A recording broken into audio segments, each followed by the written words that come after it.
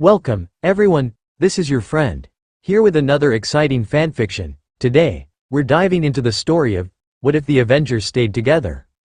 If you enjoy this video, don't forget to hit that like button and subscribe for more fanfiction content just like this. Now, let's get started with the fanfic. 1. Water Tower. The majority of the destruction is behind him now. The Chitauri ships hid mostly the skyscrapers and the big glass and concrete office towers. In the part of Manhattan where Steve Rogers now finds himself, the locals have already started to do what New Yorkers do best: kick obstacles out of the way and get on with their lives. There is still broken glass glinting on the sidewalks though, even here, catching and reflecting the neon lights. It's only been, 4 weeks? Seems a lot longer, especially since Steve hasn't exactly had a lot to do since then. This latest war was over a heck of a lot faster than the first one he was involved in. Plus, there's only so many briefings a man, even one super enhanced with everything from strength to patience, can endure, and he's about 7 decades past giving interviews. The buildings in this neighborhood look lived in, slightly run down, comfortable. Steve knows that it's not close enough to Gramercy Park to attract the high rollers, and even though it's on the wrong side of the Brooklyn Bridge, he feels more at home here than anytime since they pulled him from the ice, actually. Walking down Lexington Avenue in the 20s is almost like shrugging into an old leather jacket that's scuffed and soft with wear. His step picks up a little unconscious bounce as he walks. There's a veritable symphony of smells coming out of the restaurants here: Indian, Korean, Vietnamese food. You name it, it's there in the air. And that Armenian-sounding spice shop at the corner of 28th? Well, it's all different and unusual and amazing, and enough to make a man very, very hungry. It's funny, Steve ponders, how scents more than anything bring back memories or force you to make distinctions. His New York didn't smell anything like this. When he last walked these streets, the most exotic restaurants were places, usually called Tony's, he remembers with a grin, where you could get spaghetti and meatballs. Then there were those mom and pop operations on Delancey, where the women wore black woolen dresses and kerchiefs and you could get a dozen different kinds of pickles and maybe some borscht.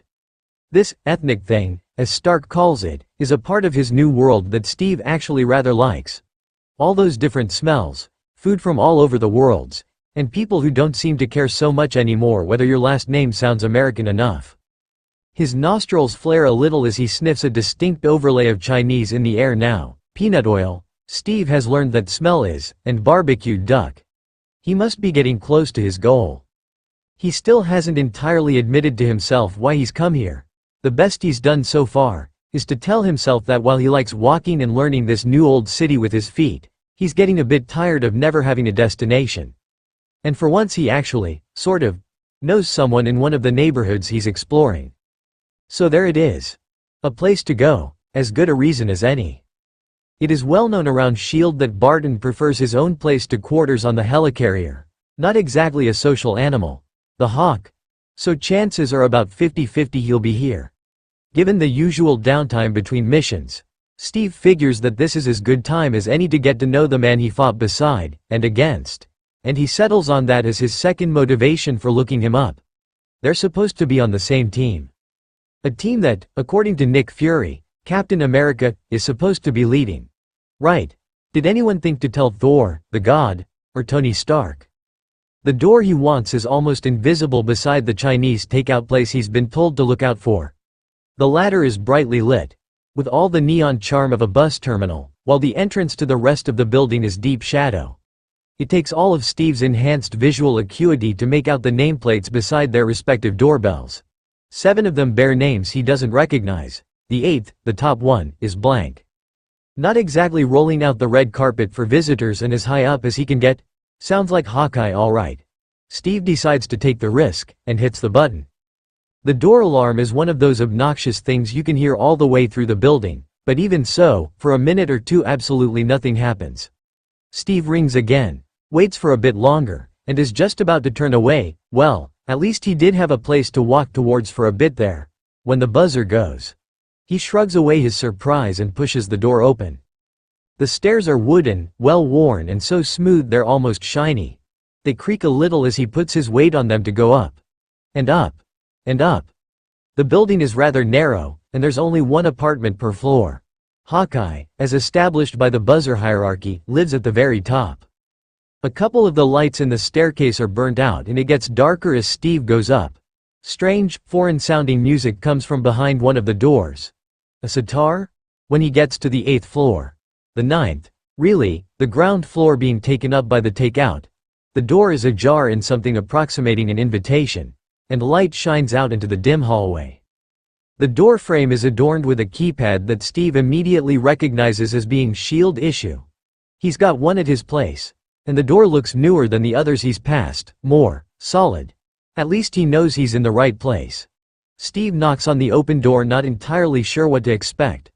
Walking unannounced into the private realm of one of the most lethal people on Earth may not be the smartest thing to do, and he's still not entirely sure why he's here to begin with. But then the gruff voice comes out from somewhere inside, "Come on in," or something that can be interpreted as such. Barton is barefoot and shirtless, dressed only in dark jeans. His hair is damp and there's a towel draped over his shoulder. He's obviously just stepped out of the shower, which would certainly explain his delay in getting the buzzer. Steve is about to apologize when the Archer drops the towel over a chair and pulls on an olive t-shirt with faded lettering on it. Once it stretches out over his chest, Steve can make out the letters ISAF, whatever that means. "Captain," the Hawk says, in a greeting that is welcoming enough in a neutral way, but with a distinct underlay of "what the fuck, sorry, wasn't quite ready for company yet." Yet, I was in the neighborhood, Steve says, although as explanations or apologies go, it sounds a little lame even to him. "Thought I'd stop by to say hello.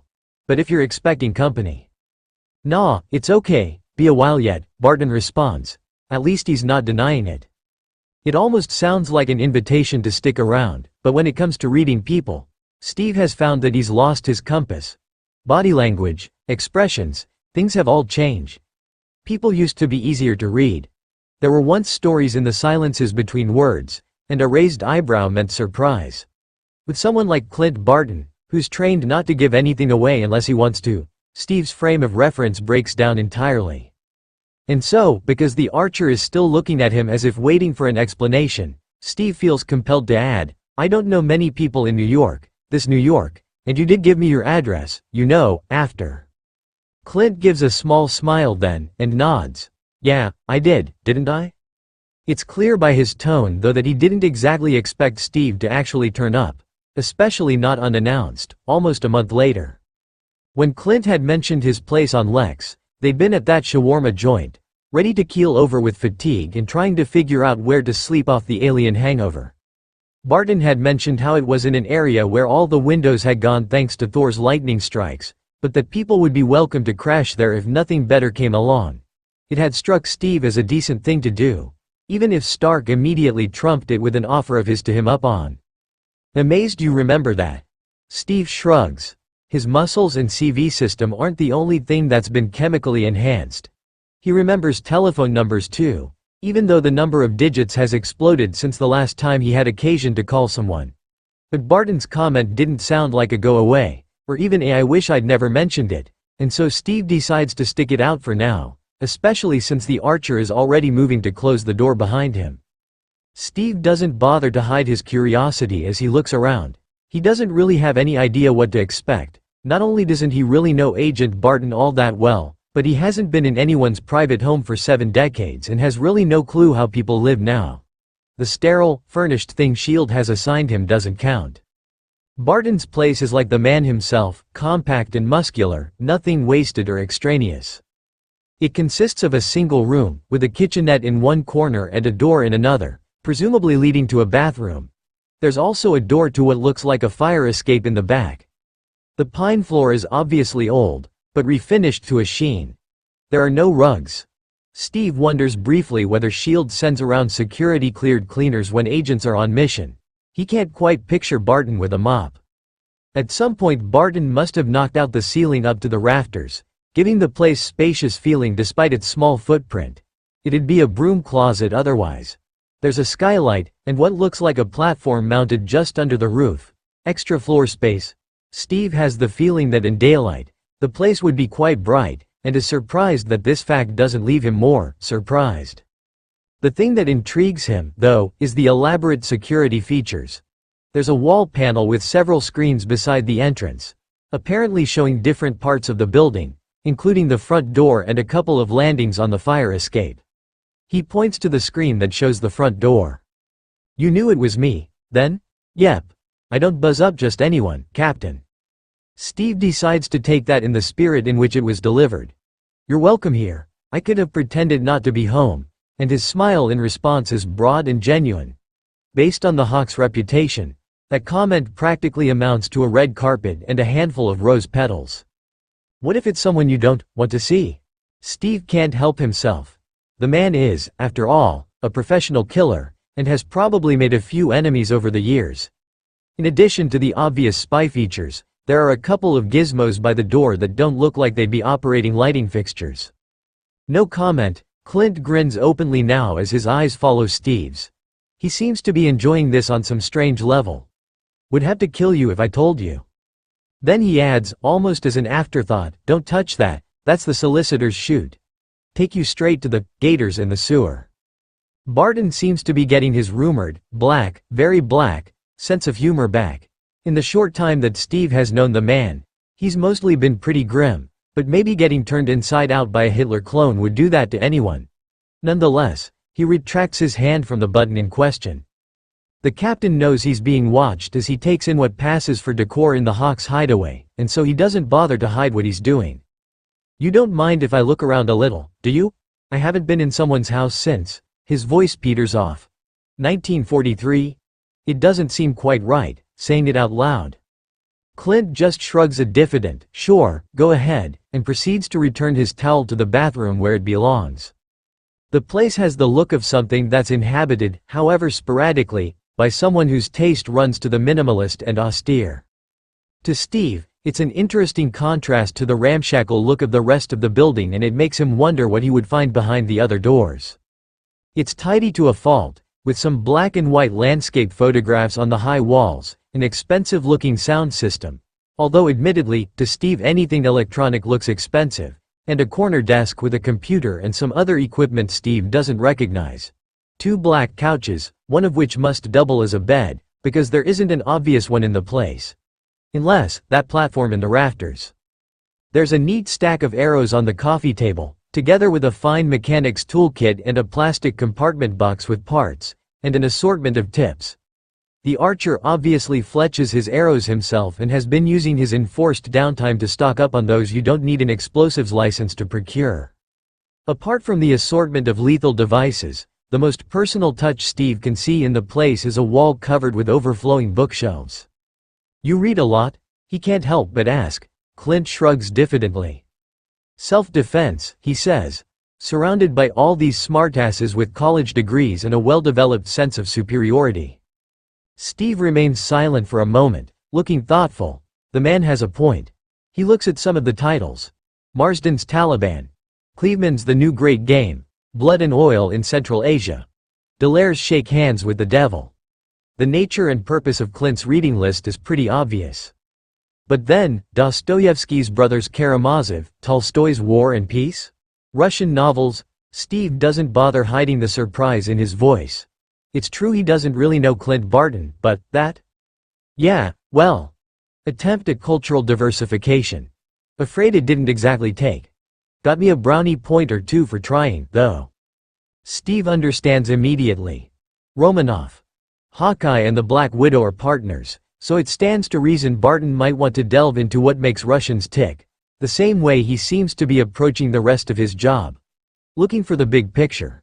Whatever it is, it's obviously all the explanation the archer is prepared to give Steve, because he quickly changes the subject.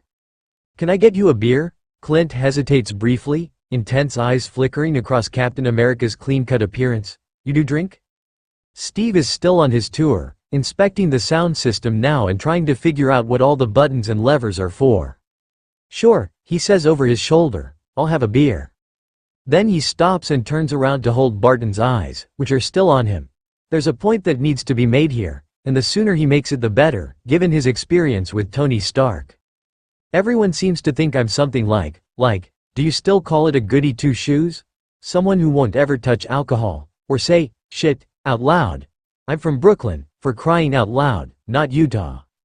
Barton barks a short but genuine laugh as he heads for the fridge. My apologies, Captain. Preconceived notions successfully dispelled.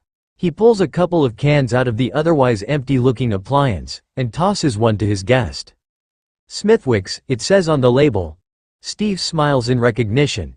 He remembers this one from time spent with troops stationed in Britain, although it came in bottles then. He considers the can for a moment and hesitates, frowning, then casts a quick, inquiring look over at Barton. The archer turns the top of his can slightly towards Steve, flips up the tab and pulls. Steve follows suit and gives a small smile of relief when he hears the hiss, then quickly sucks off the foam that threatens to spill out. It's the little things that get you, Steve remarks apropos of nothing as his host raises his can in a silent toast. Yeah, I sure can see how that's the case, Clint responds, a brief look of sympathy in his normally intense eyes, and it almost looks to Steve as if he might want to add something else. But Barton isn't the most loquacious of individuals, and in any event his silent understanding is enough.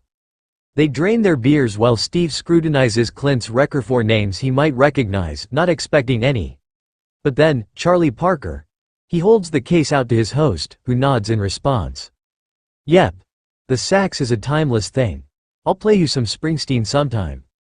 Steve finds he is surprisingly thirsty and the beer goes down well. He won't get drunk, ever, thanks to the serum coursing through his veins, but he can sure enjoy the taste.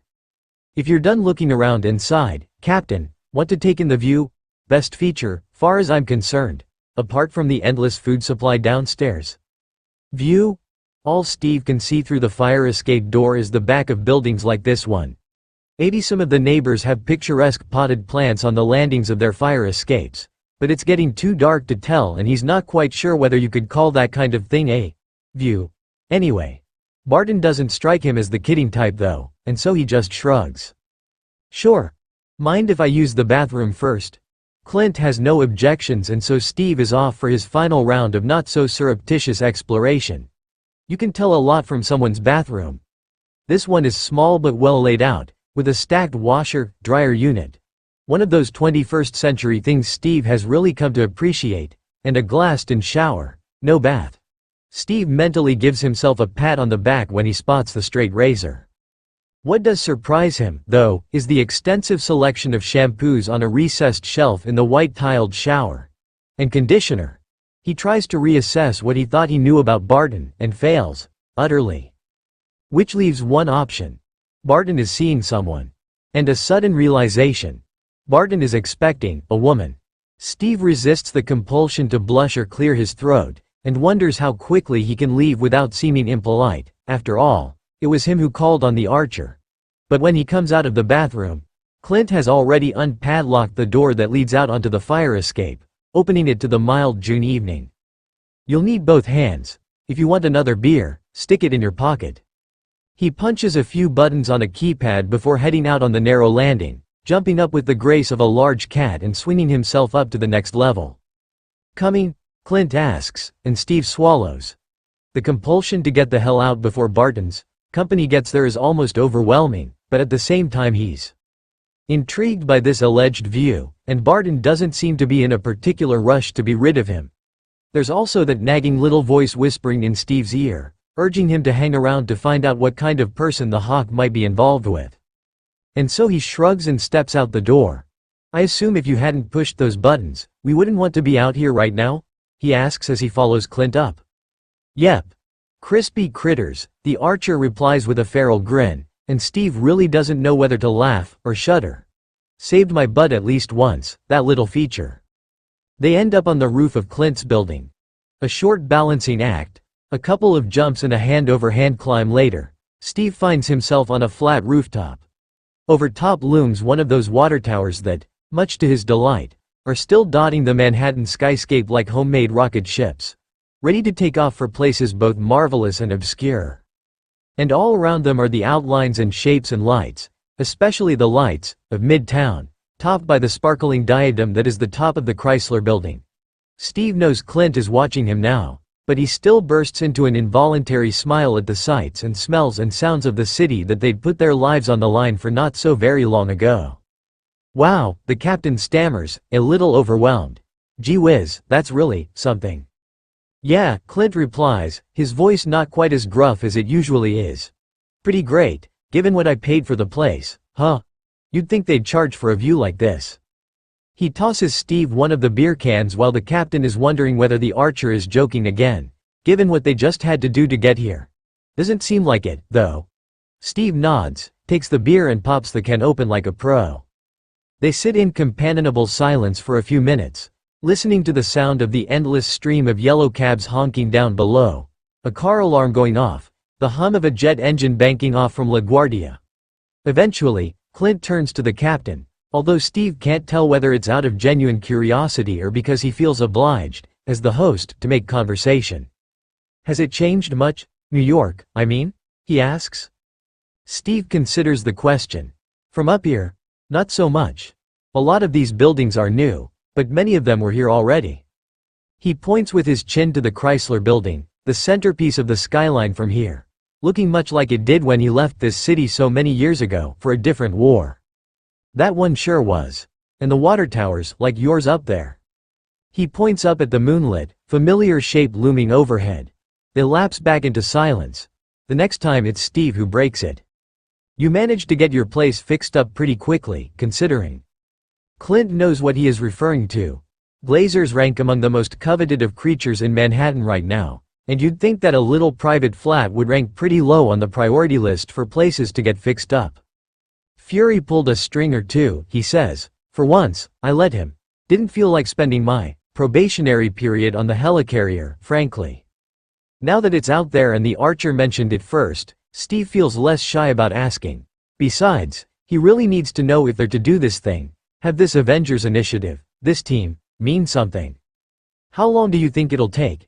He asks. Before they let you back in the field, I mean. Barton shrugs. Couple of weeks now, max. Less if something comes up and Fury needs a job done. Steve frowns. The idea that the protocol established for Agent Barton's rehabilitation could be circumvented strikes him as strange. You think all those tests they're putting you through, all those evaluations, they're not useful? Clint's answer is a snort. Somebody needs a few boxes ticked, make sure I can be trusted and all that. But if the shit hits the fan and they decide they need me, they'll clear me fast enough. Clint turns to Steve, an unreadable expression on his face now. Like you did. And then he adds a single word, but one that Steve knows comes from a place that few people ever get to see. A place very deep down where the real Clint Barton lives. Thanks. For a moment Steve doesn't really know what to say other than a reflexive, you're welcome, but that seems somewhat inadequate. He picks his next words carefully. We needed you on the team. And you needed to get back out there, I think. Clint takes a long sip of his beer, nods slowly. Ain't that the truth, he says. Thanks for giving me the chance, Captain.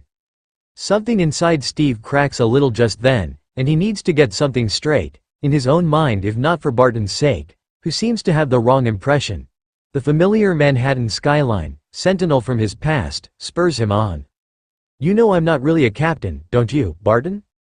Clearly, he has the archer's full attention now. What do you mean, you're Captain America? Yes, I know. Steve gives a laugh that is just this far short of self-contempt. A marketing strategy, you'd call it now. Moral support for the troops, propaganda, recruitment, and a walking sales pitch for war bonds, that's what I was. I never really went to officer training, never came up through the ranks. Only did a couple real missions, and they weren't exactly sanctioned. He stares at Clint's chest now. That t-shirt you're wearing, that looks military. What does ISAF stand for? International Security and Assistance Force, Clint responds slowly, Afghanistan. Steve shrugs. See, your moi ever was. You served. How long? 4 years. But I wasn't actually with ISAF, Clint feels compelled to point out. Operation Enduring Freedom, Special Ops. Bought the shirt at Kandahar Airfield before the end of my tour, since my unit didn't have any of its own. But whether he served with the outfit whose lettering is on the shirt is hardly the point, and Barton knows it. Steve is convinced, moreover, that the archer has also figured out just why the captain has been wandering the streets of New York, and why he turned up at his door, the door belonging to the one guy among these so-called Avengers who knows. Barton may not be the greatest of team players, and may still be chewing on issues of his own that Steve can't even begin to comprehend, but he bloody well knows what makes the kind of officer people will follow onto a battlefield. Steve almost dreads what might come next, but it is what he came here for, now that he's decided to be honest with himself. One of the things, anyway. And so he just looks at the former soldier, waiting for the verdict. He doesn't have to wait long. You know, being an officer, that takes more than going to school and getting a commission. And you have it, Captain. You have what it takes. They didn't just hand it to you with that shield and that funky outfit of yours. Coulson was right. Steve's mouth opens in reflexive protest, but Clint doesn't give him the chance, just waves him off with the hand holding his beer. Save it, Captain. It was a privilege serving with you. And you know what, I'd do it again, anytime. All you have to do is ask. The archer raises his beer in a smart salute, and there's really not much left for Steve to do but to follow suit. And to say the other thing he now knows he came here for. Okay, then. Glad to hear that. 'Cause I'm asking, he says, holding the archer's eyes with his own once more. Clint cocks an eyebrow and tilts his head slightly. Yeah? He shrugs. Guess I'm in then, whatever it is. Does Fury know? Steve nods. He's the one who asked me to make it official, this whole Avengers initiative thing. As official as it can get, with a bunch of freaks who don't generally play well with others, and some of whom still have day jobs, including with Fury. Steve chuckles, but refuses to confirm or deny the part about the freaks. As for the day jobs, that'll be SHIELD's and Stark Industries' problem to sort out. Not Captain America's, or the Avengers. Luckily, reporting lines don't seem to be a priority with Agent Barton. Clint quirks an eyebrow and gives a half-smile back. Together they drain what's left of their beers. There really isn't much more to say. Gimme your can, Clint says eventually, and Steve hands it over, wondering what he'll do with it up here. Barton doesn't strike him as the kind of guy who leaves garbage lying around. Sure enough, the archer crumples both cans up and fires them over the side of the building without looking where they might end up. Two rapid succession clanking sounds suggest that they landed in exactly the same place, among others of their kind. Recycling bin, back alley behind one of the restaurants on Lex, Clint explains. Steve resists the temptation to look over the edge. The return trip is quick and easy, but when the two men get back to the roof across from Clint's apartment, Steve sees a shadow moving behind the window. Whoa, Hawkeye, Steve manages as he stops in his tracks. See that? Someone's in your place. What about all that security? Couldn't keep her out if I tried. Clint replies evenly, but the grin that flashes across his face makes him suddenly look years younger. He jumps across, hand over hands it down the fire escape and lands on the metal grid outside his back door. Over his shoulder he adds, "She's had my number for years, Captain." Almost as if on cue, a familiar voice reaches Steve's ears. Clint? I was beginning to wonder whether you'd forgotten I was coming over. Agent Romanoff. Of course Barton's partner would have access to his place, and if it was her he was expecting, no wonder he wasn't worried about anyone interfering with his evening. She's probably come to discuss the mission she's just been on. The Black Widow looks up when they enter, barely raising an eyebrow when she realizes Clint is not alone. Captain, she acknowledges his existence with a slight dip of her head, before turning her attention to Clint. When was the last time you had something in your fridge that wasn't a six-pack, Barton? Hey, there's a thing of pad thai in one of the drawers. I meant, something that wasn't either fossilized or looked like a long-haired blue tribble. When was the last time we even had Thai? Barton, for his part, seems stumped by her question. He fails to articulate. Right, before you went to New Mexico. The first time, and that was in March. Whatever happened to, I don't know, keeping non-petrified, edible food around? Some eggs? A pint of milk? A hunk of cheese? I don't cook. Why I live on top of a Chinese takeout. All you can eat, 24/7. Bliss in a cardboard box. Chong even delivers. Clint doesn't sound in the least defensive. In fact, he sounds downright triumphant, like he's just made an important point. Natasha sighs, and gives Steve a look of exasperation that she evidently expects him to share, even though he hasn't been a part of this conversation. She turns her green eyes back on her primary target. You don't cook a hunk of cheese, Clinton Francis Barton. You peel back the cellophane, cut off a piece, Stick it in your mouth. With or without a cracker underneath. Plus, it isn't loaded with MSG. The archer just shrugs, and Steve knows without any doubt that this is a discussion that has been going on for years. It's been a long time since he's had that kind of thing. Not since, Bucky. Yes, Bucky Barnes. He tries to ignore the twinge of envy as the exchange of fire in the kitchenette continues. I've got wine. In the fridge door. That count? Don't change the subject. I'm not. You said all I ever have is 6 packs. Proving you wrong, I am. Chablis. Want some? You have Chablis? When all you ever eat up here is Chinese? I sometimes eat Thai. Just not very often. And then something happens. Something Steve did not expect at all. The Black Widow steps up to Barton, invading his personal space without so much as a by your leave, wraps her arms around his neck and curls her fingers into his short hair. Idiot, she says and pulls his head down for a kiss, with just the most fleeting of glances at Steve where he stands rooted to the ground. A surprised look crosses Clint's face, almost as if he hadn't expected her to display this kind of affection in front of a third party, but it only lasts a fraction of a second. He smiles down at her, pulls her close and whispers something that might or might not have been a, "Glad you're back, too." Now, Steve is not naive when it comes to picking up cues, despite what everybody seems to think, and he almost smacks himself in the forehead for not having figured it out sooner. Shampoo, he manages to choke out. The two agents, briefly oblivious to anything but each other, remember his presence and break apart. Natasha turns in the arms that are still circling her waist and leans into Clint, who drops his face into her hair and takes a deep breath. It's a small, intimate gesture that rattles Steve more than the kiss he has just witnessed. Shampoo? Clint asks, obviously not finding anything amiss with the hair his mouth is still buried in. The tiniest of smiles crosses his lips, and his arms tighten around Natasha's waist for a second before he lets go and takes a step back, obviously aware of Steve's discomfort. That's Agent Romanoff's shampoo, in your shower, Barton. The archer lets out a short laugh and exchanges a quick look with Natasha. No shit, Sherlock, he says dryly. Congratulations for figuring it out. Obviously, she frowns. You don't expect me to use the cheap stuff Barton buys in that Vietnamese GVE. Suddenly feels very, very awkward, and very, superfluous. I should go, he says, turning towards the door. Leave you, too, to your evening.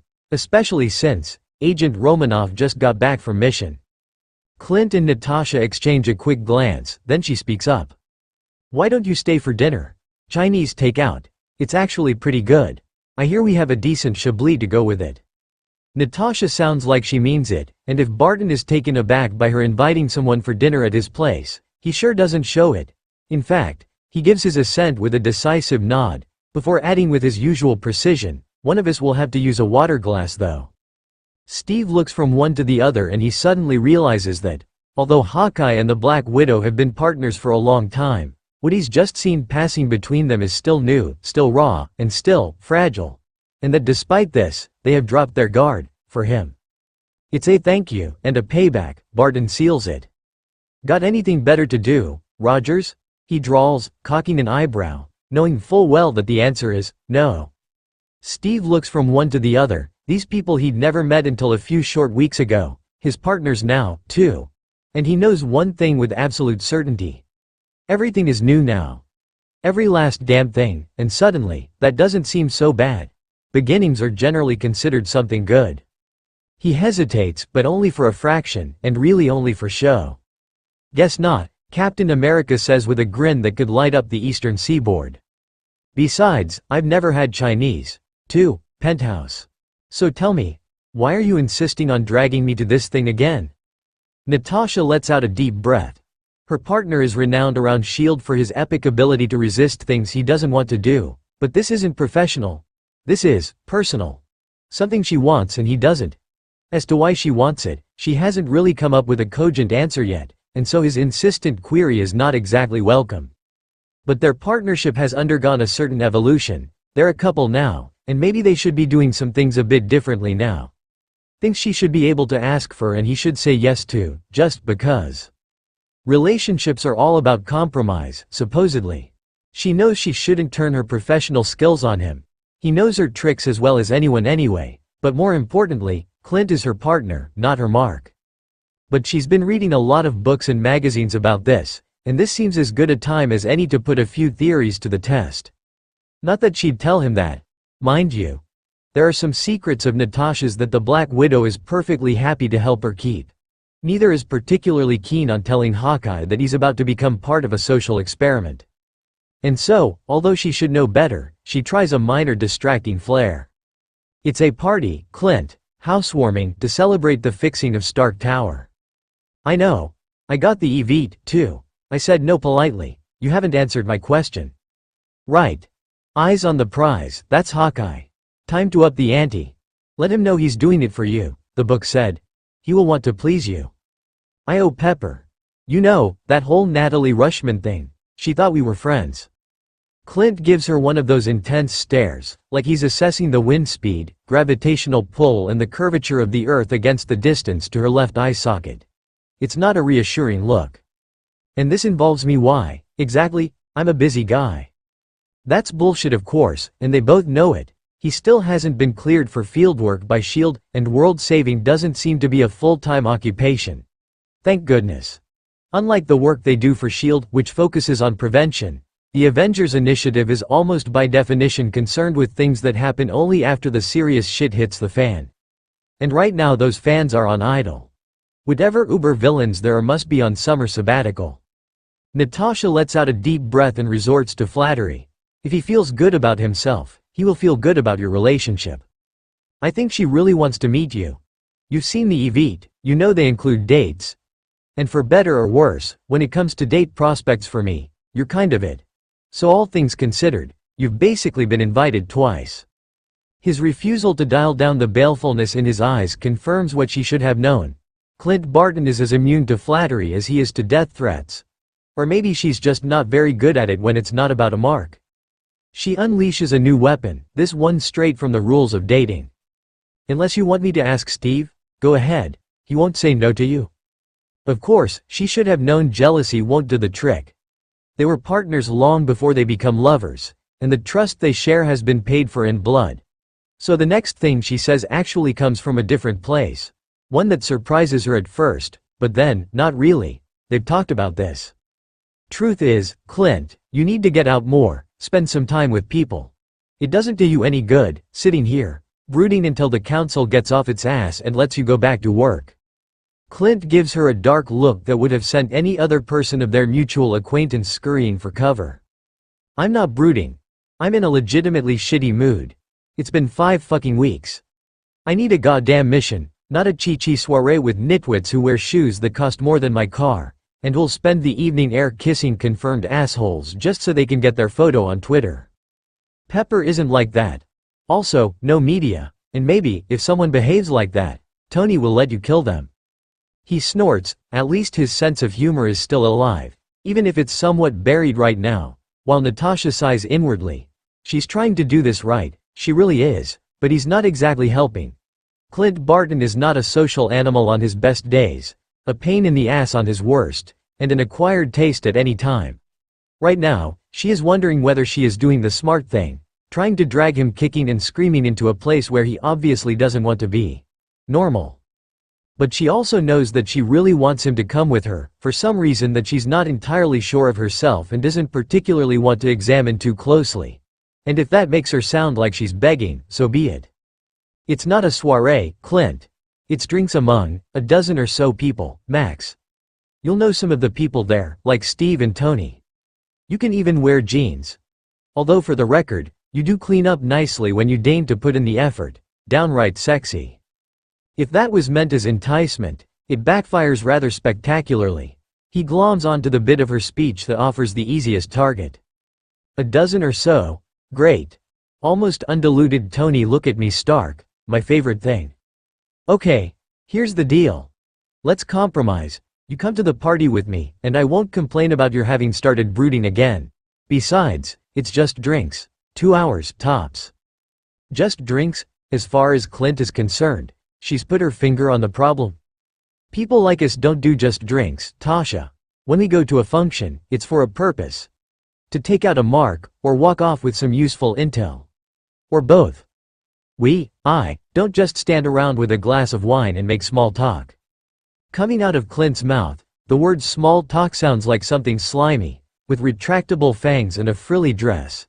He gives her a baleful blue-green stare, fueled by 24 carats worth of Barton pigheadedness. Natasha holds his eyes with hers. Is this what lovers' quarrels are about? Normal couples have them. She's read about them in those books, and some magazines. But this can't possibly be it. She and Clint aren't, they don't do normal. The irony that this is precisely what she's been trying to achieve, and what all that means in the context of socializing with super soldiers and men in iron suits, hits her in the face with the power of Thor's hammer. Damn. Time to re-evaluate. Why exactly is it that she said yes to Pepper's invitation? The best thing she can come up with is the truth. It's the first time anyone has ever bothered to ask. But she doesn't really want to analyze what this means, why it matters, or why it led her to say yes. Not to mention wanting to drag Clint into it. Nope. The Black Widow is not insecure, and she certainly does not require backup. Oh, who is she kidding? She wants him there, for her own sake and his. Time to turn the screws. I thought relationships were about the occasional compromise. But fine. I'll go alone. You stay here and feel sorry for yourself. And fletch some more arrows. I'll tell Pepper my date developed a sudden case of shingles and hope Steve didn't bring someone. Maybe we can get our picture on Twitter and start some rumors. Clint broods for a minute, looking for an out, and wondering just how badly he should be looking for it. Aren't they supposed to be doing the couple thing now? Unlike Natasha, he hasn't consulted any manuals on how to conduct a relationship, but he does remember the arguments with Bobby, and everyone knows how well that ended up. Hell, the list of things he, allegedly, fucked up in that particular context would fill an entire USB stick. As it happens, he's been scrolling through it lately, while fletching arrows actually, and has sworn to himself that he could do better, would do better this time around. Learn by Negat that. Talk about compromised. Natasha hasn't moved. She is still staring at him, scanning his face for signs that he might crack. He knows that she can hold that kind of posture for hours, just like he can his bow. And that he'll buckle before she does. He always does. Isn't that how this whole thing between them got started? Him not being able to go for the kill. Damn it. If he has to compromise, Clint figures, the best way to save at least some face is to punch its teeth in. Arrows. She mentioned arrows. Guess I could talk to Stark about some arrow designs I've been thinking about. He watches her relax a fraction out of the corner of his eyes. And if Steve and Fury want all of us to play nice together, I suppose I might as well use this thing to gather my own intel on Stark. So we both know what we're getting into with him. Don't really know the guy. You do, I don't. If Natasha has noticed the "we" that crept into this slightly rambling speech, she doesn't give any sign of it. Instead, she gives him a small but genuine smile, the kind that very few people get to see. Somehow she manages to keep any hint of triumph out of it. Take the win, don't gloat, move on to the next target. But because she's read somewhere that flexibility deserves a reward and that positive reinforcement is a good thing, she goes up to him and gives him a long, deep kiss, before moving in for the kill. Oh, Clint? I lied about the jeans. Wear the black pants and that black Armani jacket I got you. You know, for that trafficking job in Hamburg, white or black t-shirt. I don't care, you can pick. Clint just rolls his eyes and sighs. Who or what the hell is Armani? The door to the front lobby opens as soon as they step up to it. Jarvis welcomes them to the lobby by name. Agents Romanoff and Barton. Welcome to Avengers Tower. Clint raises an eyebrow at Natasha, mouthing the words, Avengers Tower? Before clearing his throat and growling at the ceiling. So much for undercover ops in your place, E.H. Stark? The cameras are not exactly hard to spot if you know what you're looking for, including the ones masquerading as pot lights. The archer shoots quick air arrows at each one of them before making the universal eyes on you sign. All with his right hand. If there's one thing he won't do, it's giving away freebie intel, so what if Stark already knows he's a southpaw? Sir, Jarvis' slightly appalled voice fills the lobby, no need to take offense. None taken, Clint responds amicably and heads for the elevator door which is opening on its own. Just making sure we understand each other, Jarvis, Tony. He casts one last appraising look around. The last, the only, time he's been in this place had been right after the Battle of Manhattan, with the amount of glass in his body rivaling that on the lobby floor and his quiver imprinted on his back, ready to send Loki to Valhalla or wherever Norse gods go when they refuse to surrender. The place has been tidied up since then, of course. You can practically see yourself in the marble floor and walls, and the Stark Industries logo gleams golden over the bank of elevators. If anyone has the dough to skip to the head of the cleanup queue, it's Stark. Natasha gives her partner a smack in the arm and rolls her eyes at him as she passes him to get into the elevator. She has long since given up telling him that he doesn't need to hold doors open for her. What? He complains half-heartedly. The guy loads up his front lobby with sentient spyware, programs our names and faces into it, tells him to shout them out for the world to hear, and I'm supposed to just smile, 'cause I'm on candid camera? You're supposed to be the spy. Doesn't that bother you even a little bit? She sighs. Fine, you have a point. And maybe, Avengers Tower, is a bit unsubtle, in a yes, I am Iron Man kind of way. But, let's just be us tonight, okay? Right. Just, us. Clint nods and gives her one of his looks, the one where he dips his head a little and looks up at her, like a puppy pit bull, and refrains from pointing out that being just him will always involve addressing problematic shit. But that's not a productive line of thought, so instead he searches his memory banks for a personality suitable to making small talk and wearing Armani. He knows full well what it is, having spent 3 weeks in Milan once, but there are points of principle to be made on occasion. Natasha, for her part, is avoiding staring at Clint's chest. As predicted, he has cleaned up nicely and now his rather distracting pecs are accentuated by the white t-shirt that's stretched over them. He probably picked it precisely for that reason, bastard, and by the jacket he casually shrugged over top. By the time she has finished wondering what is more remarkable, how much that spiky hair reflects his personality, how soft it actually is to the touch, or how much she'd like to touch it right now, the elevator door opens and spills them out into Tony and Pepper's penthouse apartment. There's discreet lighting, discreet decor, discreet music, definitely Pepper's doing, apart from an odd sculpture in a corner that looks like a failed attempt to create a functioning warp core. Barely a dozen people are mingling around the bar and on the terrace, where the floor-to-ceiling windows have been folded back to admit the mild summer evening. Natasha sees the unmistakable silhouette of Steve Rogers by the window, standing by himself to take in the already lit outline of Manhattan at dusk. She banishes the thought about what she and Eric Selvig did on that same terrace, as soon as it punches its way into her mind. Looks better than the last time we were here, Clint whispers in her ear. The comment is probably supposed to sound nonchalant, but Natasha doesn't miss the slight catch in his voice, nor the way his eyes are suddenly veiled. And it suddenly hits her, the reason why he hadn't wanted to come here, to this place. Sure enough, his gaze is fixed on the terrace, his memory no doubt drenched in the blue light of the Howling Gate for which he himself had procured the key. But he's here anyway, because she'd asked, Clint, I didn't think, and then she says 2 words the Black Widow never would. I'm sorry. He fixes her with a deep gaze, before brushing her forehead with a kiss and briefly allows his calloused fingers to rest on the bare skin of her back. It's still something he never quite feels entitled to do, especially in public, but it seems to be the right thing just now. She doesn't flinch or pull back. She's here with him, and because of him. It cuts both ways, this thing, and he suspects, always will. I wouldn't have come if I didn't think I could deal with it. Probably about time I stopped hiding, too. You said we should compromise, you're probably right.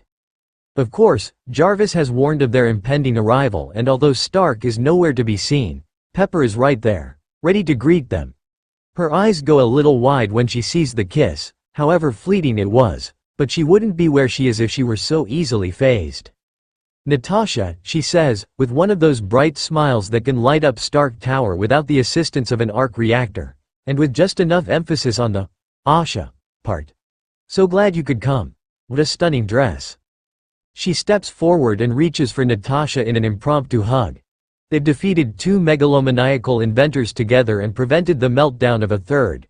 As far as Pepper is concerned, that creates a bond of sisterhood that outweighs the deceptions of the former Natalie Rushman. Pepper, Natasha hugs her back, composed as ever and not showing a smidgen of surprise at her hostess' enthusiastic welcome. Good to see you again. I think you have met my partner, Clint Barton?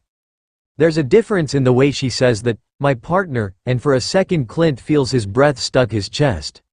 But now is not the time to reflect on that, and he files the thought for future examination. Agent Barton, Pepper says, turning TMIL. I almost didn't recognize you. I didn't think you were coming. What a pleasant surprise, though. I'd been so hoping to meet you. We didn't really get the chance to talk the last time. No shit. The last, and only, time Clint had seen the CEO of Stark Industries, she'd been pretty much welded to Iron Man. He's surprised that she noticed him at all. My apologies, he says, inclining his head ever so slightly. I know I said no initially, but Natasha helped me change my mind. And since you had invited her to bring a guest, well, we thought it would be okay if I still came. He lets her assure him that he is more than welcome, before making a sweeping motion with his right hand and allowing a charming sparkle light up his eyes. Nice place you have here. Fabulous view. Didn't get the chance to take it all in the last time I was here. Although I think we were all a little preoccupied. But before he can be subjected to any more small talk, he makes his excuses. I'll leave you two gorgeous ladies to catch up. I think I see someone who could use company. I'm sure we'll get the chance to talk later. And with that, Clint gives Natasha a brief air kiss on the cheek and makes a beeline for the stainless steel dividing line between room and the terrace, where Steve Rogers stands by himself, arms crossed, looking out over the city as if he wishes he were somewhere else. Clint scans the place rapidly and thoroughly as he goes, taking note of possible entrance and exit points and other features of interest. With the building shaped like a melted teapot and the scaffolding still up, getting out won't be hard even without grappling arrows. Pepper watches him as he stalks across the floor, like a prowling cat, all coiled power and lethal grace, before turning back to Natasha. Well, she manages. That was a surprise. Natasha raises her eyebrows quizzically. What? That he turned up? Or that I brought him as my date? Pepper, never one to beat around the bush, gets straight to the point. Both, actually. I had no idea. Phil never mentioned. Well, he is your date, right? As in, date? Natasha just nods, trying to suppress an unidentifiable tingle at the thought. We're still getting used to the idea. It's a work in progress. Pepper gives her that I know exactly what you're talking about look, but then she adds, but also, he's not what I'd been led to expect. So, smooth. Natasha considers this for a moment before she decides that, having already spent several weeks being misled by a SHIELD agent under her own roof, Pepper deserves the truth this time. Besides, Phil trusted her and she's an invaluable ally.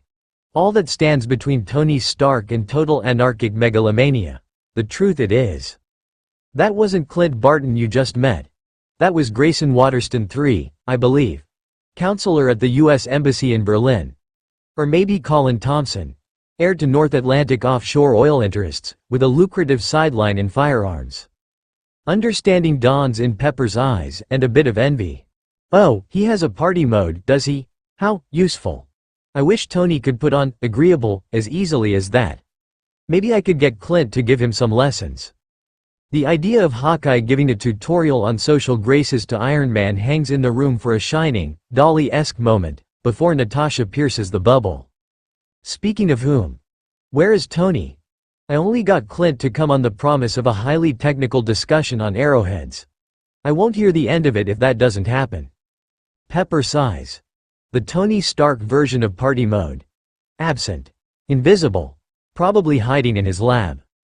But then she brightens, gives Natasha a conspiratorial wink and looks to the ceiling. Jarvis. Please tell Mr. Stark that if he doesn't get up here in the next 5 minutes, whatever sex he was hoping to have ever again will be indefinitely postponed. And I mean, indefinitely. Then, almost as an afterthought, she adds, oh, and also tell him Hawkeye wants to talk about arrow designs. She smiles sweetly at Natasha. The carrot and the stick. Works even on eccentric inventors. Besides, I always wanted to use that line. Can I get you a drink? Once he has stepped out onto the terrace, Clint finds his eyes drawn inexorably to a part of the stone floor that has not been fixed. And it's not because the renovations haven't been completed.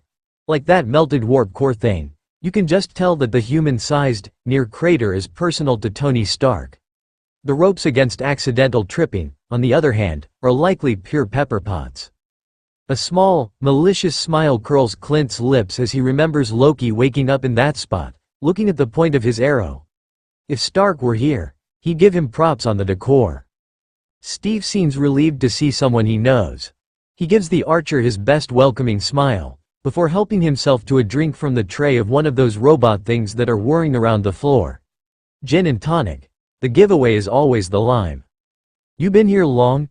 Clint asks the captain, picking a glass of red wine but unlike Steve, refraining from thanking the machine. "Long enough to be wanting a drink," Steve smiles back. "I hate drinking alone though."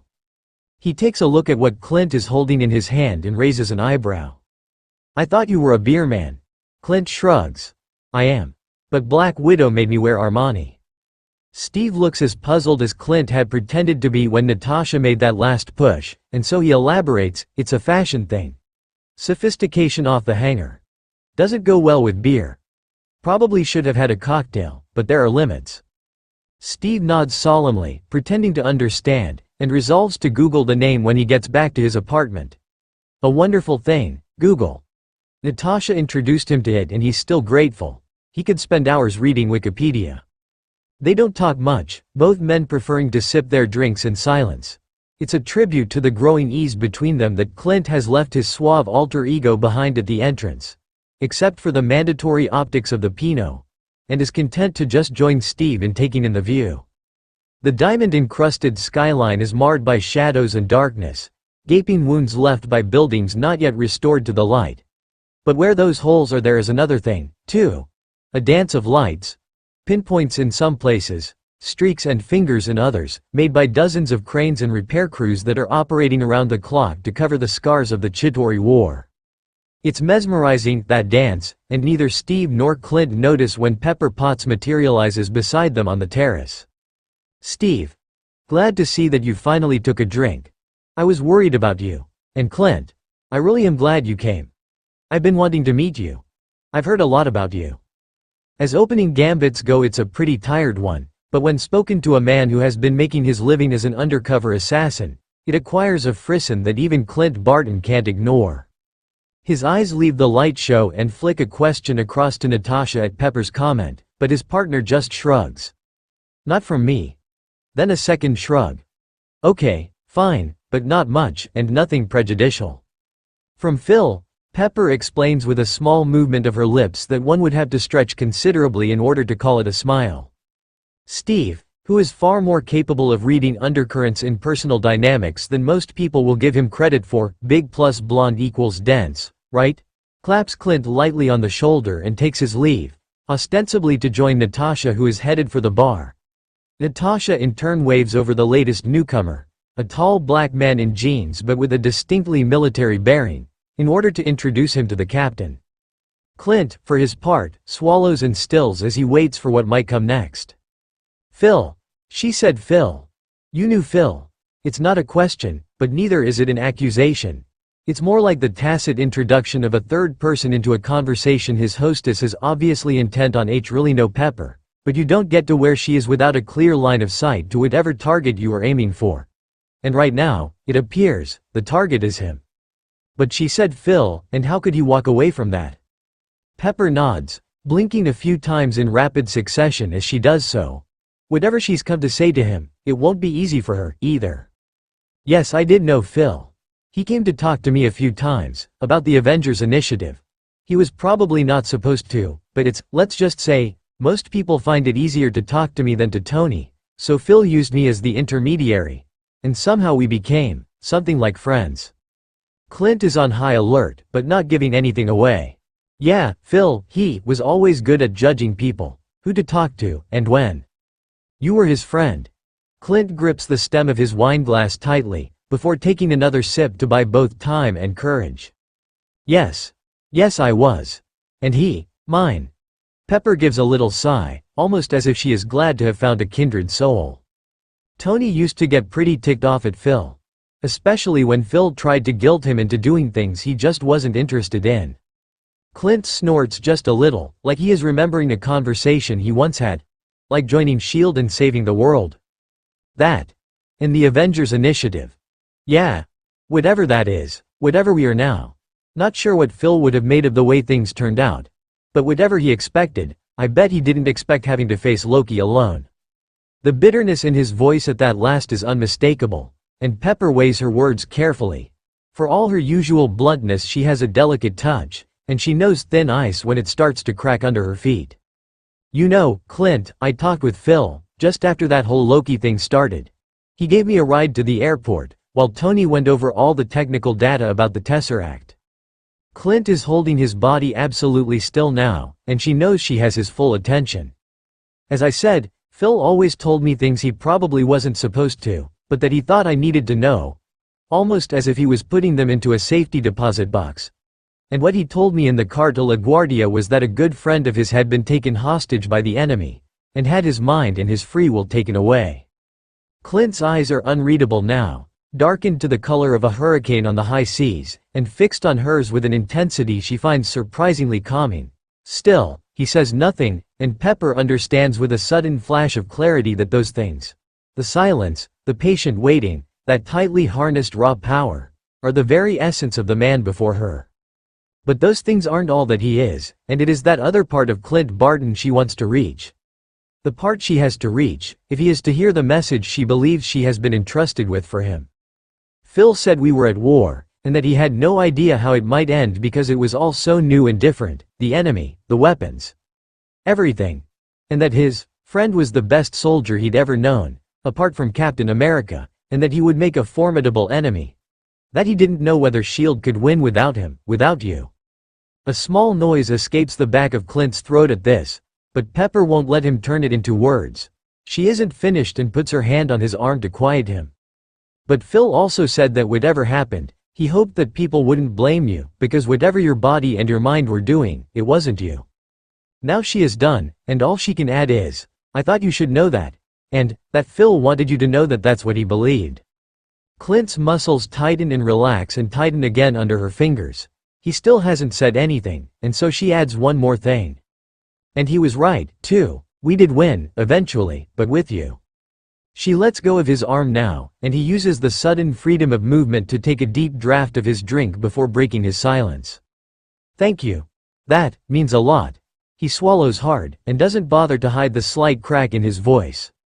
The real Clint Barton has come out, and Pepper knows she should be pleased. Instead, she's fighting a lump in her own throat. I miss him. We all do. Phil. Clint raises his glass, and looks her directly in the eye. To Phil. Phil, Pepper nods, and raises her glass in turn. It's almost as if a weight has been taken off her shoulder. Well, maybe not all the way off, but moved around a bit, so it doesn't press quite so much. But she's not quite done yet, and so she plows on. You look much better now than you did back then, when I first saw you. As I said by the elevator, I almost didn't recognize you today. Clint doesn't quite know what to make of that, but he is grateful for the apparent non sequitur and the diversion she seems to be willing to offer. Armani does that to people. But I guess we all looked like crap after that fight. The shawarma Tony made us eat didn't help. That's not what I meant, Clint. He frowns a little, wondering what the hell she does mean. He won't ask, though, knowing by now that she will tell him. Whatever it is, it's probably another reason why she came over to talk to him. Maybe even why she'd invited him to this party in the first place. Like Natasha, Pepper Potts does very few things by accident. You looked just like Tony, then. After he came back from Afghanistan. When he thought no one was looking. You see, he lost someone there, in those caves, someone who helped him through the torture and taught him something about purpose. Meeting Yinsen changed him, to what he is now. Good, and bad. But mostly good. Tony won't ever talk about him, or about what happened in those caves, but I thought you should know. Clint understands then what she's trying to tell him, or at least he thinks he does. Tony Stark is not the easiest man to like, even if he doesn't try to piss you off deliberately. What she has just told him may ensure that at least one person on the team will have the man's back, no matter how annoying he'll get. He gives a small nod. Thanks. Guess Stark, Tony and I have more in common than I thought. Good to know. He looks over to where Natasha is chatting with Steve and that big black dude, whoever he is, then back to Pepper. His eyes bore into hers, but they're much less intense, much warmer now. Good thing we both have help. He is prevented from saying more by the man himself. Tony Stark breezes onto the terrace as if he owned the place, which of course he does, wearing a Twisted Sister t-shirt and jeans that are stained by something that might or might not be Axle grease. Tony sweeps Pepper into his arms and plants a deep, sloppy kiss on her lips without so much as a "by your leave." "Still on for tonight, I presume? You were only kidding, right?" he stage whispers into her ear as if Clint weren't present. "Behave, and we'll see," she responds. "And behaving includes acknowledging your guests." Tony turns around as if he's just noticed Clint's presence, and makes a show of raising his eyebrows in exaggerated surprise. "Legolas, my man. How are things? They let you get back to killing people yet?" Clint considers this for a second. So, yeah, the guy has earned some slack as a fellow PTSD alumnus, in addition to having had a major hand in saving the world. Doesn't mean he has to let him get away with shit, though. "Hey yourself, nope, and I'd rather you didn't call me that." Tony looks at him in wounded consternation. "Legolas, my lethal friend, is the most highly skilled archer in Middle-earth. Like you, he never misses. And that thing he does, skateboarding down the stairs, and running up and down that elephant, while firing endless arrows, badass. I thought you'd be flattered." Clint is not. The guy's a fucking elf. And just in case his point isn't clear, Clint elaborates, with flowing blonde locks. "We got one of those already, I'm sure you noticed. Bit less dainty." Tony harinishes entering some commands into his smartphone and pushes the send button dramatically, holding the thing up in the air. "That felt good. So what shall I call you, then?" "Barton. Clint. Hawkeye, if you feel the need for color. Hey you, in a pinch." Tony sighs and shakes his head. "But that's so normal." He says it with a little shudder, the way Clint said small talk earlier that evening. "Normal is actually what I'm going for. Not as easy as it sounds." "Yeah, I give you that one. Normal must have its challenges, for a guy still using a bow in the age of man." Tony frowns, but then grins as something flits across his mind. "Then again, it took you how many arrows to almost knock Fury's boat out of the sky? 3? I meant to tell you, that was actually quite cool, even if you almost broke my suit." "Tony," Pepper tries to intervene in the name of common courtesy, but Clint holds up his hand to ward her off. "No, that's okay.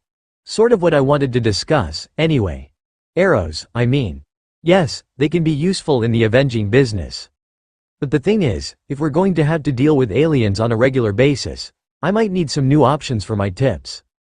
Tony looks intrigued, so Clint adds, "Sustainability almost became an issue up there in the end, of course. What I'd really like is a quiver like the bag that girl had in the Harry Potter movies. You know, something that's really big inside and weighs nothing and you can carry anything you want. But I suppose that's not on, so here's some other ideas." And before she knows it, Pepper's insistence that Tony greet his other guests has been shelved, in favor of a discussion on extended trajectories, nerve agents that can potentially deal with alien physiologies, and the benefits of a homing device capable of pulling an arrow out of its target's vitals and returning it to the quiver. Pepper has taken a genuine liking to Clint, and she started her career in a company built on devising more efficient ways to kill people. But the truth is, she was actually quite happy when Tony went plowshares, and so she excuses herself from the increasingly gory conversation. Not that either man is paying attention. She heads to the bar to join Natasha and Steve, crossing paths with Colonel Rhodes, who has been imperiously waved over to officiate at the wedding between medieval weaponry and design magic. About an hour into the discussion, the more conventional guests have left, and Rhodey pleaded an early flight to the West Coast. Clint's smartphone rings. It's Fury, informing Agent Barton that he better show up for work on Monday. Holiday's over. Seems like the council decided to speed up its deliberations when someone sent them a clip of them ordering the nuclear strike on Manhattan, and suggested the next recipient might be the International Criminal Court in The Hague. Not to mention various media outlets, starting with CNN and the BBC. Fury has no idea how the sender got their mitts on the footage, and has ordered an investigation. The way he says it, it'll probably be delegated to the guy from the mailroom. But the next time Clint sees Tony Stark, would he please tell him that the spliced-in amateur YouTube clip of Iron Man falling from the sky had been a definite highlight? Well, shit. Clint raises his glass to Tony, who just shrugs. Hey, ripping through Gordian knots is my specialty. Call it even for all those flight plans you made for me that day. Now what was that you said, about the allowance you need to make for wind speed when? This is actually the longest Tony has ever deigned to linger at a social occasion that did not involve narcotic drugs and 17 Vestal virgins. Pepper counts it as a win, despite all the shop talk and the fact that he didn't talk to anyone else. People got to snap his photo on their iPhones so they have proof they were in his presence, and that counts. Plus, he is almost sober and only insisted on calling Banner twice. Luckily, it's daytime in Kolkata, where Bruce is in the process of handing his clinic over to the Red Cross, and he took the requests for his considered views on alien unfriendly neurotoxins in stride. But now they're down to just hanging out, and that's surprisingly okay. Clint is presently perched on the terrace railing with his back to the skyline and the abyss beneath. When Pepper pleads with him to get down, he makes a show of leaning back as if he's about to throw himself off. Assassin humor, Tony helpfully explains, while Natasha points out that they're lucky that Circus Boy isn't walking on the railing. She has learned over the years that Clint never gets drunk, too many shitty memories associated with that concept. But when he's relaxed, his inner juvenile delinquent comes out and he likes to fuck with people's serenity, just to see what they do. So there's another piece of him reclaimed, and she smiles into her glass. Pepper has decided it's best to turn her back to the railing, and brings up her ongoing complaint that Tony refuses to close up the Loki crater. It sticks out like a sore thumb in the otherwise serene penthouse, and deeply offends her sense of feng shui. Her transparent effort to rally support kicks Tony into Mark Antony mode. My fellow Avengers, I call on your loyalty, your spirit of adventure and your memories of victorious battle. You tell her, it's a beautiful thing, isn't it? Hollow, yet satisfying? Beautiful isn't the word I would have picked. Natasha has given the matter serious thought, and would really like to support Pepper but just can't. She has her own memories of Loki, and the sight of his final humiliation is special. But satisfying, yes. I give you that. I say keep it. It does look like a construction site, Steve offers, pretending to be flustered at having to choose sides but ever the gentleman. Besides, hey, it's Stark. It's unfinished. Doesn't fit with the rest of the apartment. Which is lovely, not sure I've said that yet. It is. Lovely, I mean. The apartment, not the crater. He was doing better at the beginning, but Pepper shoots him a grateful look nonetheless. She nods once, in that clipped, determined way of hers. See, she challenges Tony. Captain America gets it. Besides, the hole is on my 12% of the terrace, and I want it fixed. If you think it looks unfinished, why not finish it? All eyes turn to the archer. Coat it in acrylic or something. Hell, you're rich enough, Stark. Line it with gold or platinum. Stick in an oxygen pump and add some fish. Every penthouse needs a reflecting pool. Pepper and Tony exchange considering glances. It's called a compromise, or so I'm told. When the resulting discussion turns to how large Koi can get and Tony threatens to call Bruce again, this time about possible genetic alterations, Clint jumps off the railing. His work here is done. Besides, Natasha's body language is unmistakable. She's been looking at that jacket and the white t-shirt all night, he at that near backless dress, and he's starting to think of ways to properly mark their first public appearance as them. Clint casts one last lingering look at the skyline of the healing city, and the firefly dance of the cranes that will be working through the night.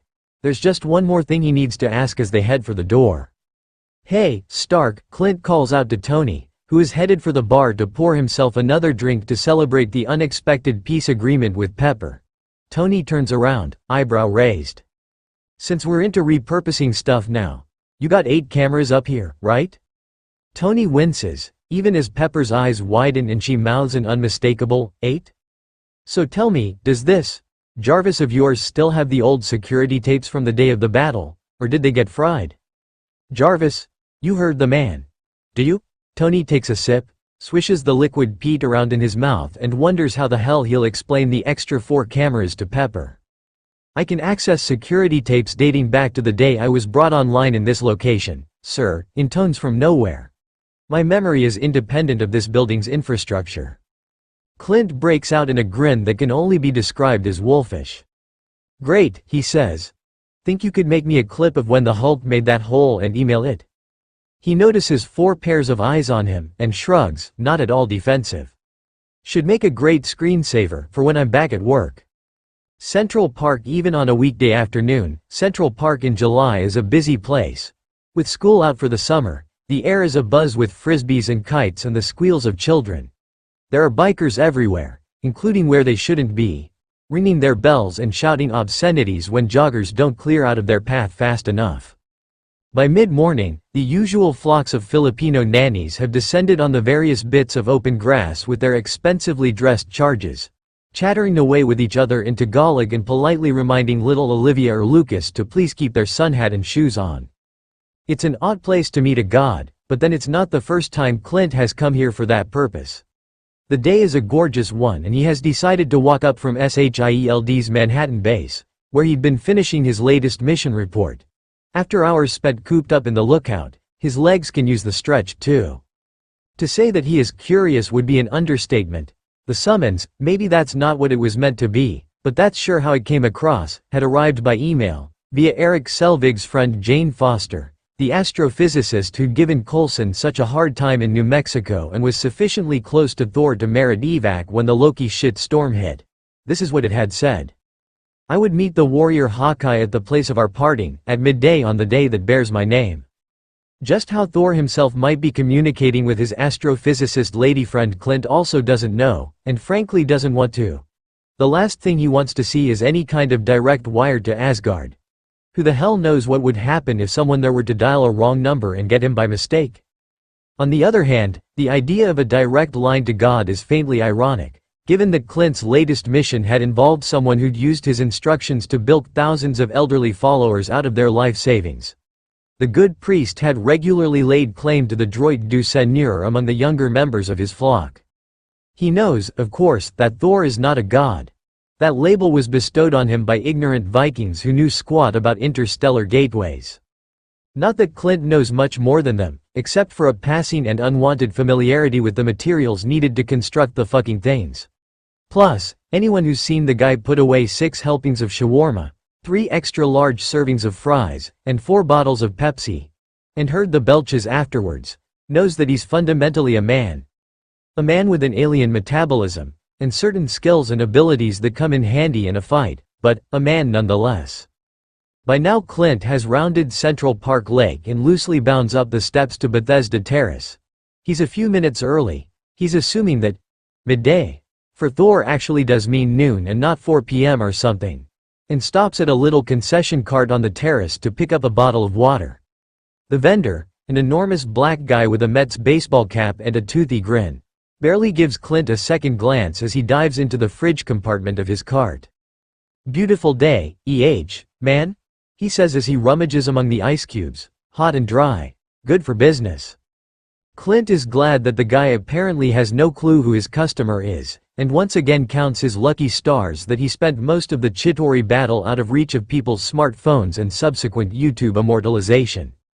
The only civilians he'd gotten close to were the ones he helped off that bus, and they were too busy to come away with anything more than verbal descriptions of their enigmatic rescuer. He finds the sunglasses help, too. Steve isn't so lucky. Given his size and that blonde hair, the poor guy can't walk a block without being recognized. Simple exchanges with folks like he himself used to be have become a rare pleasure for Captain America. Sure is. Actually, on second thought, make it too. Who knows, maybe interstellar travel has the same effect as walking in the New York sun, and if Thor doesn't want the water, he'll have no problems downing too. He sticks the second bottle into the waistband of his jeans and hands the vendor $5, waving off the offer of an ice cream bar.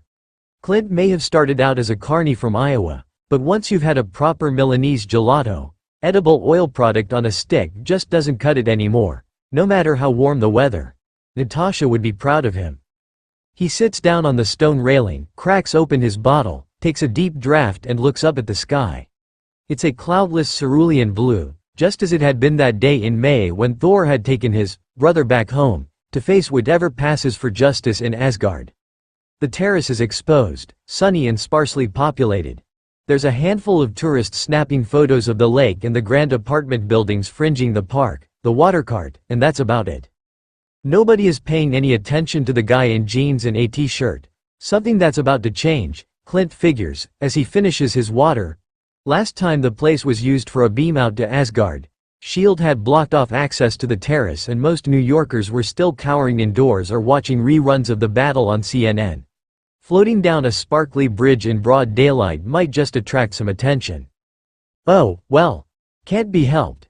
Clint assumes that the reason Thor picked this spot for a meeting is that he still has the coordinates programmed in somewhere, and whatever mechanism he uses will pretty much spit him out in exactly the same place. What Clint doesn't know is why. And what he doesn't want to admit to himself is that he's getting a tad apprehensive, given the imminent arrival of a guy from a place where mind control is, shit. Get a grip, Barton. 11:59. He looks up again, grateful for his sunglasses. Damn, that sun is bright. As if on cue, a single beam seemingly streams down from the sun, towards a spot in the paving stones a few feet away from where Clint is sitting. It comes out in pretty much the exact spot he'd figured, based on his memories of that day. He swallows down the memory of the bile that rose in his throat when he made himself meet Loki's eyes, through dark glasses, yes, but still, they were so blue, so full of contempt, and the Tesseract was right there, beside him and Clint crumples the empty water bottle in his fist and calls on the echo of Natasha's voice, whispering a crude joke in his ears as she tried to get him to relax, when all he really wanted to do was run or strike. Much to Clint's very private relief, Thor's entrance lacks the explosive drama of the Tesseract-engineered one that Loki made in New Mexico. There's an odd sound though, kind of like the reverse of a popping cork. Only reasonable when you have something suddenly taking up space, where there was previously only air. But even though air displacement and movement are part of Clint's truck and trade, any further analysis ends there, because Thor isn't the most inconspicuous of people at the best of times, and when he's turning up out of basically nowhere, sun glinting on black metal armor, red cape and long blonde hair flowing in the breeze and all that, well, it's kind of, others might say awe-inspiring, but Clint doesn't do awe, so he'll settle for impressive. He slides off his perch and walks towards Thor in his usual loose, stalking gait, determined not to let his tension show. Hey, man, good to see you, he says neutrally, extending his hand in greeting. Been a while. It is good to see you, too, friend Archer, Thor growls in that outdoor baritone of his, and takes the Archer's hands in both of his, shaking it vigorously but, thankfully, not squeezing too hard. Clint's phalanges and metacarpals will live to handle his bow another day. Thank you for agreeing to meet with me, I was not sure. Whatever it is that Thor's not sure about, Clint is absolutely sure it can wait. For now, the chorus of, holy shits, and, what the fuck's emanating free on the terrace suggests that maybe the priorities here are relocation and a lower profile. Formalities later. Can you do that thing where you change your outfit? To something less dramatic, and more seasonally appropriate? It takes Thor only a few seconds and a look at the various gaping mouths to appreciate what Clint is trying to say. He gives a small nod and his armor unravels from his feet up, turning into blue jeans and the same light blue shirt Clint remembers him wearing in New Mexico. Good enough. Sure beats that pompous buffalo hat Loki put on to impress people. Now as for the gawkers, Clint pulls his shield badge out of his jeans pocket and holds it up.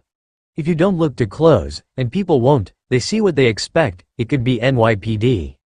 Official business, he intones in his best gravelly don't fuck with me I'm a cop voice. Nothing to see here, folks. Move along. He turns to Thor. Let's get out of here, before they start snapping photos. Believe me, you don't want to get your face on Twitter. At least I don't. He gives a thumbs up to Watercart Guy, whose mouth is still hanging open, and bounds down the steps towards Terrace Drive, hoping Thor will get the hint and follow. He does, and a few minutes later, they're just two guys strolling through the park on their day off, one of them rather larger than the other. Now, Clint can be silent with Natasha or Steve for hours, and be utterly comfortable. But walking beside this giant of a man, who could squish him, and the trees lining the path. Like so many ants, the silence seems more awkward than anything. And since Clint doesn't do awkward any better than he does awe, he decides to ask a simple question that's been niggling at him ever since. Well, whatever. Purely professional interest. Getting in and out of his tack vest can be a royal pain. Just how do you do that thing, anyway? Those new clothes ones real or an illusion? Thor shrugs diffidently. They're what you see. Well, that isn't exactly an answer, unless you're into metaphysics, which Clint isn't. He tends to leave that sort of thing to dead poets and German philosophers. But it's probably all he's going to get, and to Thor it probably makes perfect sense. It's all in your frame of reference. Maybe something less complicated then, to start a conversation. In the interest of direct contact he pushes his sunglasses up on his head and turns to Thor, trying to catch his eyes. Water? Clint pulls out the bottle from behind his back, once they have reached the lake and anonymity has been restored. Here, I got that for you, in case you're thirsty after the trip. But it's okay if you don't want it. Thor stops in his tracks and reaches for the bottle, cradling it in his hand for a moment before seeking out and holding Clint's eyes. You would share water with me? Yeah? Cue cultural reference check. Water. Sharing. Asgard. Good or bad, Barton? Fuck if he knows. Where's the Lonely Planet guide to the 9 realms when you need one? It's pretty warm out today, Clint offers, projecting rather more confidence than he feels. And you've come a long way. Was buying one anyway, thought you could use it. Thor smiles broadly in response, displaying a set of rather impressive canines. Thank you, friend Archer. That was most thoughtful of you. Good, then. Phew. Clint watches his companion drain the water in one large gulp, and holds out his hand. Here, I'll get rid of that, he says, and pitches first his own, then Thor's bottles into a garbage can 100 or so feet down the path.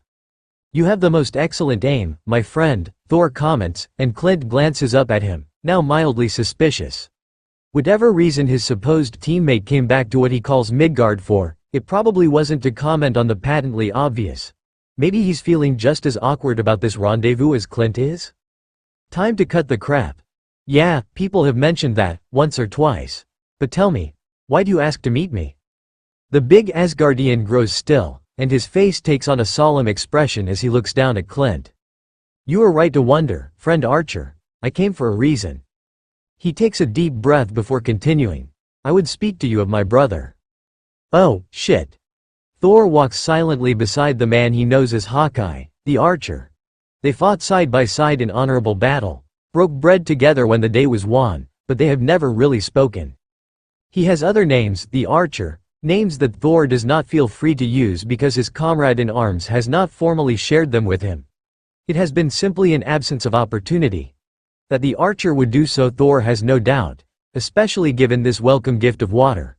But proprieties must be preserved. Clint. Barton.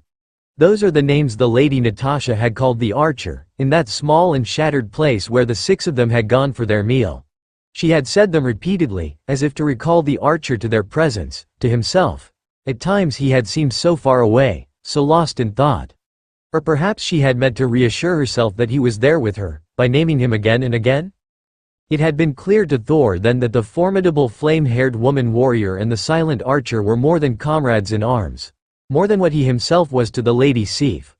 While there are great differences among the peoples of the 9 realms in how they carry their bodies and move their hands, the pull between these two had been as undeniable as that between a planet and its sun or moon. Clint Barton. Hawkeye. What had his own brother called this man, when he forced himself into his mind, made him fight his battles? Had he called him anything at all, in those days when he held him in thrall? It pains him still, Loki's second betrayal, his utter rejection of his home and family. But Thor also knows that it had been the Archer who suffered most at Loki's hands. It is a harsh thing, to lose oneself. Thor himself had suffered only a removal of his powers at Odin's hands, never the imposition of the Allfather's will on his own. What was done to the Archer is forbidden under all the laws of Asgard, ranked akin to the taking of a maiden's body against her will. Erik Selvig had suffered too, of course, but he at least had been allowed, in a way, to follow his own dreams, to learn and to discover the very thing he was already studying. The knowledge Erik acquired while doing Loki's bidding may yet be able to be turned to good. For Clint Barton, Loki's power had brought nothing but the death of friends, doubts of his loyalty, and a loss of self. Still, Thor hesitates to start the talk that he had requested. He knows that it will be difficult, and as his mother has often reminded him, he is a warrior, not a diplomat. The Archer throws the 2 clear drinking vessels into a green container. His aim is uncanny at the distance, and Thor comments on it. Quite unnecessarily he knows, but the silence between them is stretching, and is promptly rewarded with the question he feared. Why did you ask to meet me? Thor suppresses a sigh. You are right to wonder, friend Archer. I came for a reason. I would speak to you of my brother. A shadow crosses the archer's face at this, as black as Nidhogg's wings when they darken the moon. Thor knows he must say more, lest the archer thinks he would plead his brother's case, in the face of the supreme violation he committed against this man. Do not be concerned. I would speak of him, not for him. His deeds were heinous, a betrayal of all that Asgard stands for. Loki remains under lock and guard deep beneath the Allfather's palace. Good, the archer replies, his mouth a grim line, his eyes hard as flint. Make sure he stays there, and don't bother saying hello for me. Thor reflects on that last remark for a moment, and concluded that it is likely the Midgardian form of humor that Darcy Lewis calls sarcasm, something that can serve for both defense and attack, but is generally best appreciated for its wit and igno. Like Iron Man's utterings. Allow me to explain, friend Archer. The archer's gaze turns away from Thor for a moment, following a flock of birds as they wheel through the sky. His eyes hold many colors, the Asgardian notes. Colors found in the sea and the sky and the earth. Colors that appear to change with the man's mood. When Loki held him, they would have been the singular bright blue of the Tesseract and the ice of Jotunheim. At the moment, they are mostly jade green and stone gray. Hard, but better. Sure, the archer says. Go ahead. Should be interesting, but if you don't mind, I think I want to sit down for that. It's lunchtime anyway, so let's go find a pub or something. There should be something towards Madison. A pub. Thor remembers this word, from the evening he spent in convivial drink with Erik Selvig. Some things are indeed best shared over a meal, it is true. Although Thor cannot help but suspect that the archer simply wishes to postpone their discussion for a while longer. It is a fair request, and he nods his consent. They mostly walk in silence, asking occasional small questions of one another. The archer inquires about the length of the journey from Asgard, and how much time has passed for Thor while he was there. Thor, in turn, craves news about the well-being of their comrades in arms. A couple of the archer's jesting remarks about Iron Man make Thor laugh. By the time a suitable eating establishment has been selected, his companion's eyes have lost their stone-hard look. The stakes here are huge. The archer ventures as they settle at a shady table outside, in a small square on the street that is fenced off against passers-by. Thor notes with approval that his companion has selected a seat with his back to the wall, whence he can observe all goings-on. Although having seen what you can pack away, you won't have any problems dealing with that. The archer pulls out his wallet and gives a brief look inside. Good, he nods. We're covered. Got the Shield Amex with me. Way I figure, Fury owes you a decent lunch. Services rendered, and all that. Thor remains silent. Whatever has just transpired does not seem to require his comment. As for the fare, he had been happy to follow Iron Man's lead the last time he dined in a Midgardian inn, and so he invites the archer to issue the commands. The latter does so, requesting something called a hamburger, the works no veg extra pickles for himself, as well as a tankard of ale for each of them. Their meals arrive quickly. The archer's dish proves to be sliced cheese and bacon atop a piece of meat surrounded by bread, dripping with an assortment of multicolored sauces. Volstagg would enjoy a meal like this, Thor muses.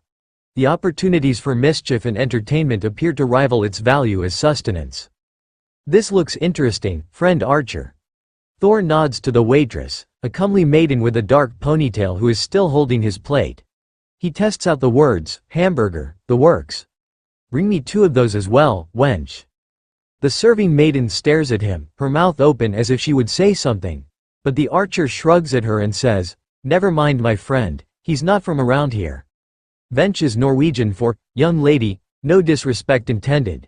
And yes, that's in addition to what he's already ordered. The young woman snorts, deposits Thor's slab of meat and small strips of potato in front of him with a fiery look and an audible bang, and stomps back to the kitchen. A spirited maiden, Thor remarks around his steak. Did my words offend her in some way? And what are these leaves? He sticks his fork into the decorative parsley quizzically. Are they meant for eating? The archer gives a half grin, the first Thor has seen on him since he mentioned his brother, and shrugs again.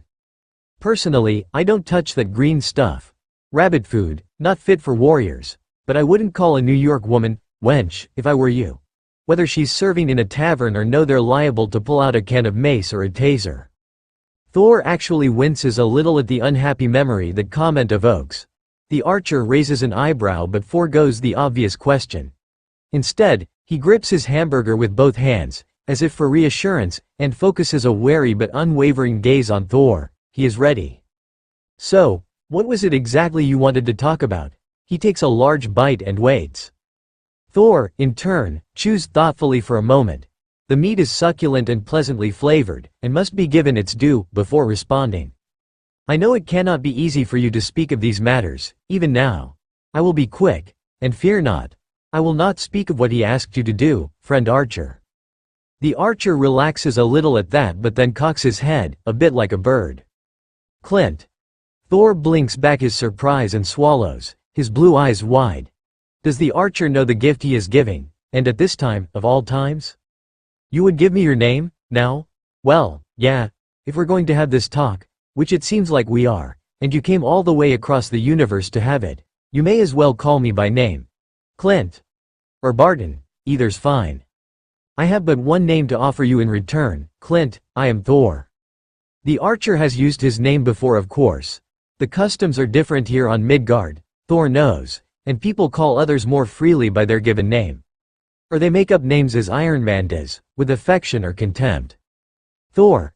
Clint lifts his glass in acknowledgement. Thor raises his own in turn. Midgardian customs are different from those of Asgard. But the archer appears to have grasped the notion of the exchange, and Thor is pleased to follow his example in how to celebrate it. But now Clint waits for him to continue where they had left off, patiently, expectantly, and Thor finds himself without the words for a moment. Some beginnings are more difficult than others. I would know more about what made my brother do the things he did. The why, not the how. The archer raises a single eyebrow and takes a sip of his water, to allow him to compose his response. You mean, apart from being a megalomaniac with a penchant for world domination? I thought he told you. Didn't you spend some quality time with him on Stark's patio? He told me what he wanted me to hear, no more. All he would let me see was his hatred. And all I could see in him in turn was my brother. I cannot trust his words, or my ears. Thor's brow furrows in concentration as he tries to find a way to say what he must without offending. Friend Archer. Clint. It must be painful to remember the time when my brother held you in thrall. But, it is understood by my people that the mind bond Loki forced upon you would open a window into his own thoughts, on occasion when he was unguarded. I wish to understand him, so we can prepare better, should there ever come a next time. He knows he sounds almost pleading now, but that is secondary to impressing the importance of his mission upon Clint. I need to see him through your eyes. I believe those to be very clear, Clint. The archer gives a short laugh, entirely without mirth. How come you're not asking Selvig? He was there too, you know. Thought you guys were close. Thor nods. I did ask Eric Selvig, through my Lady Jane, but I fear he had no insights to offer. All he recalls is his delight in the Tesseract and what it taught him, but you. He seeks out the archer's eyes again and sees the storm clouds gather in them, watches them as they darken from blue to green. You, on the other hand, were privy to his plans and his ambitions. More softly, almost an apology, he adds, leaders, even bad ones, share much with their generals. And I understand that you are trained in the observing of people. The archer reflects for a moment, turning his glass round and round in his hands, and looks up as if searching the sky for an answer. His eyes fix on a large bird that glides high above the street canyons in search of prey. He follows its circles as if it might give him strength. Perhaps begins to speak, in a voice stripped of feeling. I want to rule this world, not burrow in it, Loki said to me. His mission required a distraction, and he grew a fucking horned helmet and golden armor.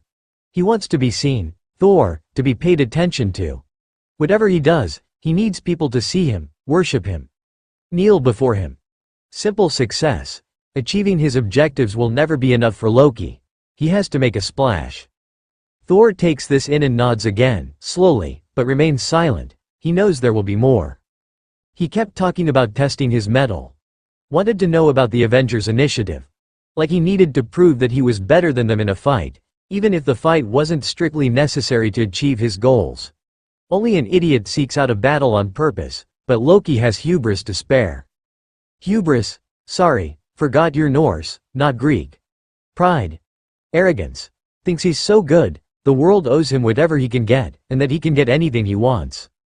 Thor swallows hard at this. The word, hubris, may be new to him, but its meaning is clear, its significance shamefully familiar. Upshot is, it wouldn't matter who Loki's working with or for. Everything is and always will be about him. Reason or strategic planning have nothing to do with it, he just wants. Thor sighs and shakes his head. I had hoped for a suggestion of remorse or insanity, a sign that he was not so much like me as I was. He looks up at the archer, the pain darkening his eyes. Whatever Loki is, Clint, he learned from me. The archer, Clint, leans forward, an intent look now on his face. We're not responsible for our brothers, Thor. Yours hates your guts, so I suspect imitation wasn't on his agenda. He's basically nuts. Mine was a prize specimen, too. Nothing to do with me, either. Best you can do is make sure yours doesn't get the chance to pull one over on you again. Because he will. Nothing to do with you, your father, or Asgard. So get over it, and get ready. Wallowing is useless. He smiles, a little ruefully. Easier said than done, of course. But, you gotta try. Clint bites his lip, hesitates, and comes to a decision. Perhaps this will help convince you that you didn't make him into what he is. You see, when he looked inside my head, Thor notices the difference in the archer's voice, hesitant, almost hoarse now. He sits a little straighter in his chair to receive what he is about to be given. He found Natasha, and he made me want to kill her, just because he could. You see, Thor, he enjoys turning things that are good into something vile. Gets off on it. And that's not because he watched you or learned from you or hated you. That's just him. His own warped fucking cesspool of a mind. Thor nods his understanding and his thanks, and leans back in his chair. He will have to think on these matters some more. For now, he lets out a deep sigh and stares up at the sky in his turn. The bird of prey is circling there still. And Thor follows its flight for a moment with his eyes. The bird offers no answers, of course, but a welcome distraction. That bird, Clint. It looks like it belongs in the wild, not here in the city. What do you call it? The archer smiles a little now but doesn't look up. If he is bothered by the deliberate change in topic, he does not show it. That's a hawk. The bird that gave you your other name? Thor has been raised to believe in omens. Having this bird watch over them as they spoke is auspicious indeed. The archer has spoken more than his true belief, he has spoken truth. Hawkeye shrugs, his features schooling themselves into a smile for the waitress, who has just delivered Thor's 2 hamburgers. The table is getting crowded. Yep, that's the one. A lot of them have turned into city hunters, go after pigeons mostly. They think the buildings are cliffs. Silence reigns for a minute as Thor attacks his food and contemplates the 2 hawks, the bird and his human namesake. He considers what to say next, once his mouth is clear of food, but is deprived of the opportunity when Clint speaks again. Now you tell me something, since we're here. The words are spoken like a challenge, and the archer's gaze is calm and clear. Can you be killed? Obviously, the question is pretty personal as these things go, at least in cases where the answer is in any way in doubt. Not the kind of thing you'd admit to any Tom, Dick or Harry either. But it's something that's been bugging Clint for a while and he is, frankly, a bit pissed off about the spot Thor put him on with this little playdate in Central Park. As far as he is concerned the guy owes him, so now's as good a time to ask as any. Interestingly, Thor isn't fazed, or if he is, he doesn't show it. The guy is many things, but naive isn't one of them. The poker face suits him rather well. And given the potential ramifications of a response, Clint isn't surprised at the stall that follows. Why do you seek that knowledge, friend Archer? No reason, really, just curious. Clint almost grins when Thor puts his finger on both the lie and his reason for asking. I doubt that, friend Archer. It is about my brother, is it not? No shit.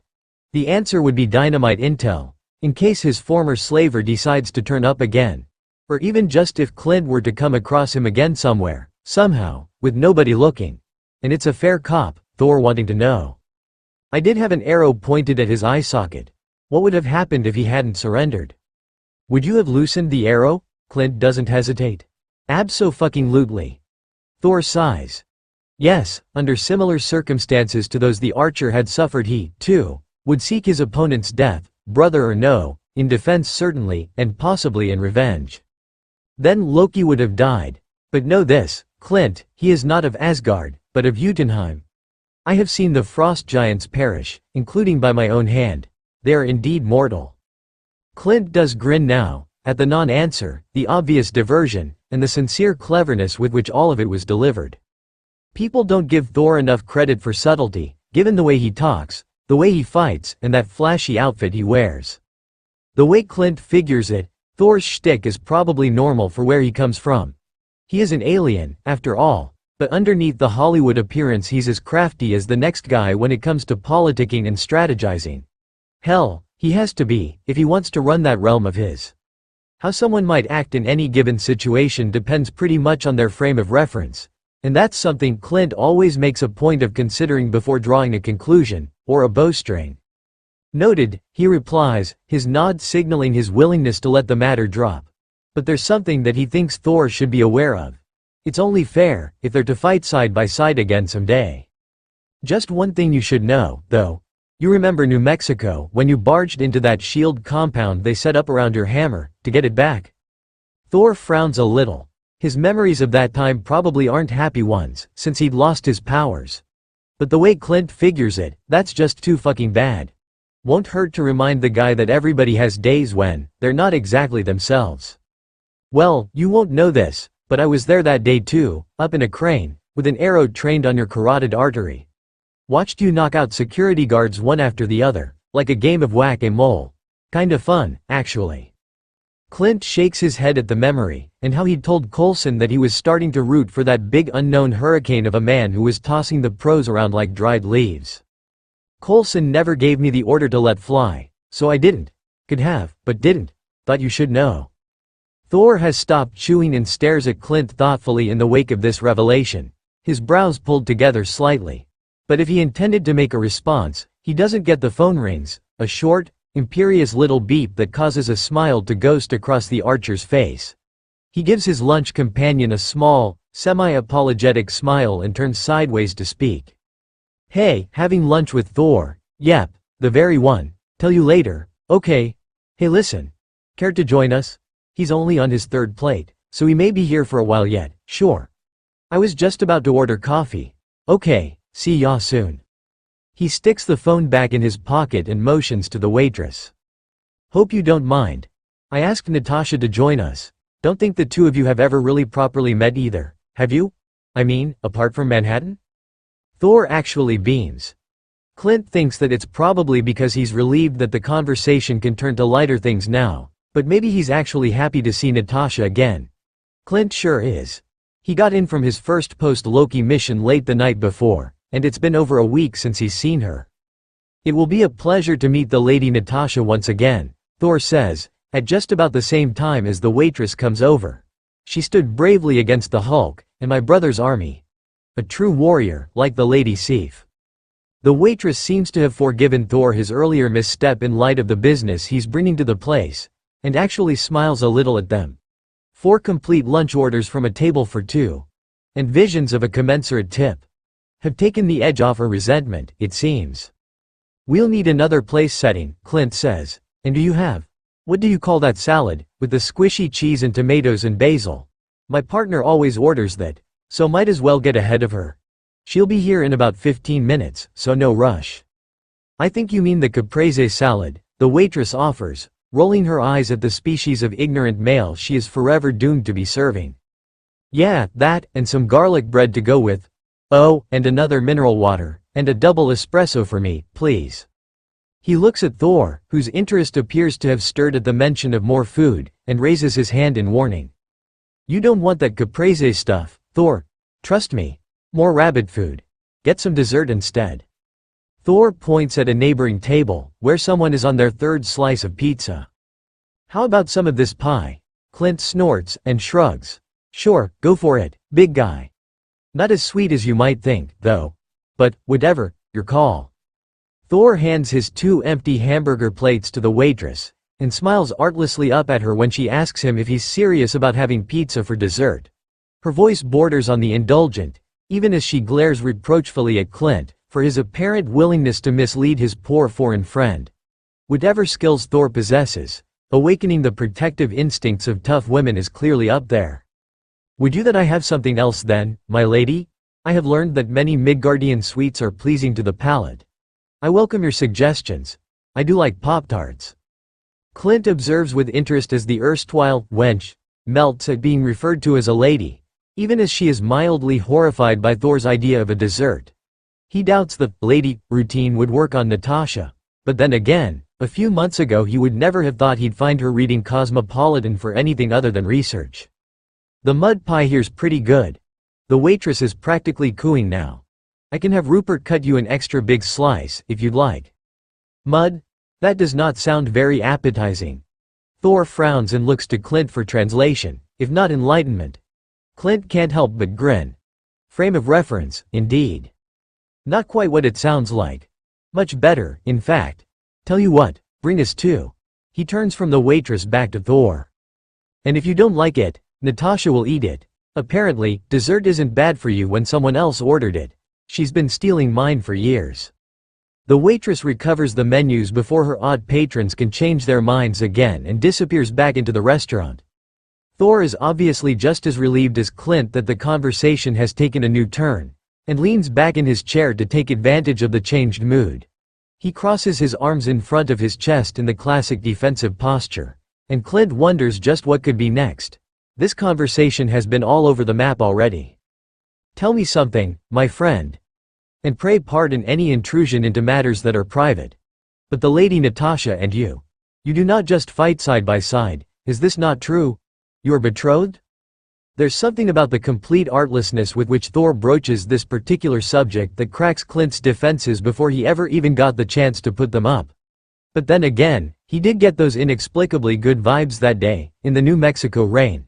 Seems like Thor is one of those people that just are. Like a force of nature, or something. I don't know about betrothed, exactly. But he can't help breaking out into a grin that manages to be both embarrassed and smug at the same time. And that makes Thor's eyes crinkle in knowing amusement in turn. Yeah. Yeah.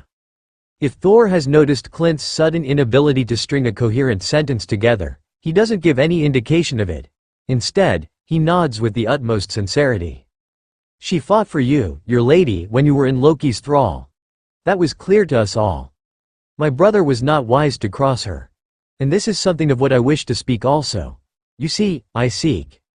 Thor briefly fumbles for words himself now, before mustering the guts to carry on, and it's dawning on Clint that this regal warrior is as close to showing a piece of his own soul as he has just asked him to do. But he's not sure he could handle another dissection of Loki's rotten mind, this time involving Natasha. There be monsters. He schools his features into his most neutral expression, and awaits developments. Thor starts again, his eyes fully trained on the empty table before him, and his fingers wound up a little in his napkin. Clint just waits, ready to fire. Midgardian women are much different from those of my world, Clint.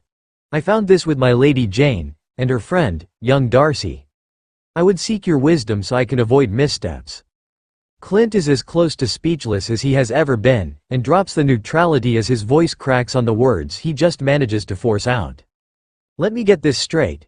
You want, relationship advice from me? Thor might as well be asking him to crochet a doily. The disbelief in Clint's voice would cause a lesser man to sink into the ground with a mumbled apology. But Thor is from Asgard, where people are obviously not easily deterred, or else not attuned to nuance, and just looks at him in blue-eyed expectation.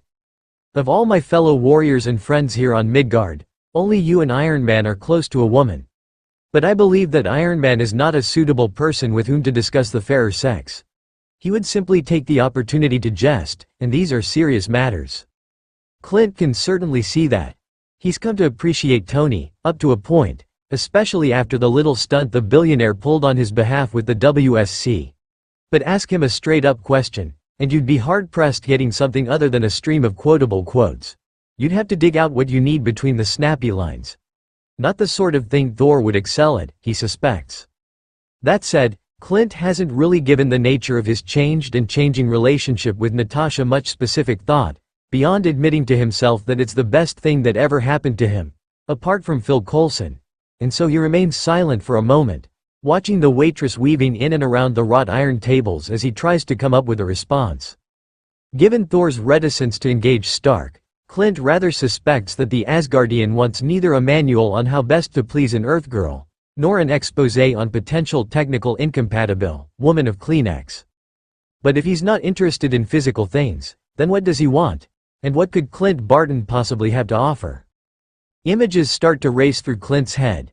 Natasha, gliding across a sparkling dance floor in Vienna, her eyes flashing up to the man on the balcony, there to ensure that she will leave alive. Natasha, a whirling dervish of death in a dark, dank alley in Medellin, 5 bodies between her and her injured partner. Natasha, holding perfectly still as he stitches up a nasty gash in some nameless hotel room in Minsk, her porcelain skin marred with purple contusions. Natasha, smashing his skull against hardened steel, but not hard enough to do what caution and her professional training should have told her to. Opening the restraints in the SHIELD medical bay. Trust. Trust? Thor is clearly waiting for more, especially given the time it has taken Clint to come up with his answer. Yeah. Trust. Oh, and respect. Without that, you got nothing. Been there, actually. Total disaster. But I don't suppose that's any different in Asgard, is it? Thor looks at him intently but remains silent, clearly still very much in listening mode, and so Clint continues, warming up to his topic as he goes. Here's another thing. Your partner has to believe you have her back, and she has to have yours, or it just won't work. He nods curtly, as if to punctuate his remarks. Thor, in the meantime, has gone from listening keenly to slightly puzzled. You do not mention love, friend Archer. You speak of your dealings with the fairer sex as you would of a comrade in battle, or a fellow warrior who guards your flank. It's Clint's turn to look bewildered. Well, yes. Don't know about you, or how they do things in Asgard, but I want a partner. An equal. Fuck that fairer sex crap. That's the second time you've used that. If you think your lady is something different, or less, than what you are, or if she expects that kind of thinking from you, well, then you either have the wrong partner or the wrong attitude. Remember the waitress, and that wench comment of yours? Wouldn't wash with your Dr. Foster, I can guarantee it. Natasha would have my balls. He replays what he's said so far to see whether he's actually making sense, but Thor seems be with him still, or again, and so he lands the final blow, or whatever. And yeah, it's about risk. Which is why I think you're really asking me for advice, right? Thor nods guiltily. Yes, you are right, friend Archer. I do not know whether my lady, whether Jane would even wish to be with someone as different as I am from her. And so I hesitate to declare myself to her. Clint is pretty sure that Thor is sliding dangerously into Dear Abby territory now, and is starting to feel hunted again. Fortunately, a taxi pulls up on the curb beside the restaurant's patio enclosure, and he can make out the fiery red hair inside. Phew. Time to get off one more thing, and then he's safe, high and dry. You gotta stop thinking you're taking a risk by being with your partner, or your shit together, when it matters. Take the jump. He considers this again as he watches Natasha get out of the cab. Guess taking a risk like that is the same thing as trust, in a way. Only it's trust in yourself. It's not entirely clear to Clint whether Thor has gotten anything of what he's been trying to say. Hell, he's an assassin, not a counselor, and routinely gets what amounts to an C- in interpersonal relations in SHIELD's psych evals. But he gave it his best shot, didn't laugh at the guy, and that seems to have been appreciated. Thor confirms as much. Thank you, friend Archer, he says with a slow nod. I will think on what you have told me, and how it may apply to my feelings for Jane Foster. Clint blinks a little at Thor's blithe mention of his feelings. Not something he thinks he could ever do so readily. Moments later, Natasha's small, strong hand on his shoulder sends a jolt through him. It's been a week since they've even been in the same city. And he briefly reaches up to cover her fingers with his own. Hey, he says, failing to keep the smile out of his voice. Hey, she replies and gives his shoulder a squeeze as their eyes lock for a moment. Thor leans back in his chair and envelops them both in one of his beaming grins. As if on cue, the waitress appears with a tray containing her caprese salad, garlic bread and mineral water, as well as 2 mud pies and a double espresso. Barton, Natasha approves as she sits down in front of her meal. Your social skills are improving. You're almost ready to be taken out in public. To Thor, she explains, he never orders vegetables. It's against his religion, I believe. She delicately plucks a slice of basil-topped tomato and mozzarella off her fork with immaculate red lips, before pointing the fork at Clint's mud pie. Her mouth is still full when she asks, "You're not planning on eating all of that, are you?" "Wouldn't dream of it, darlin'." She rolls her eyes at the hillbilly endearment.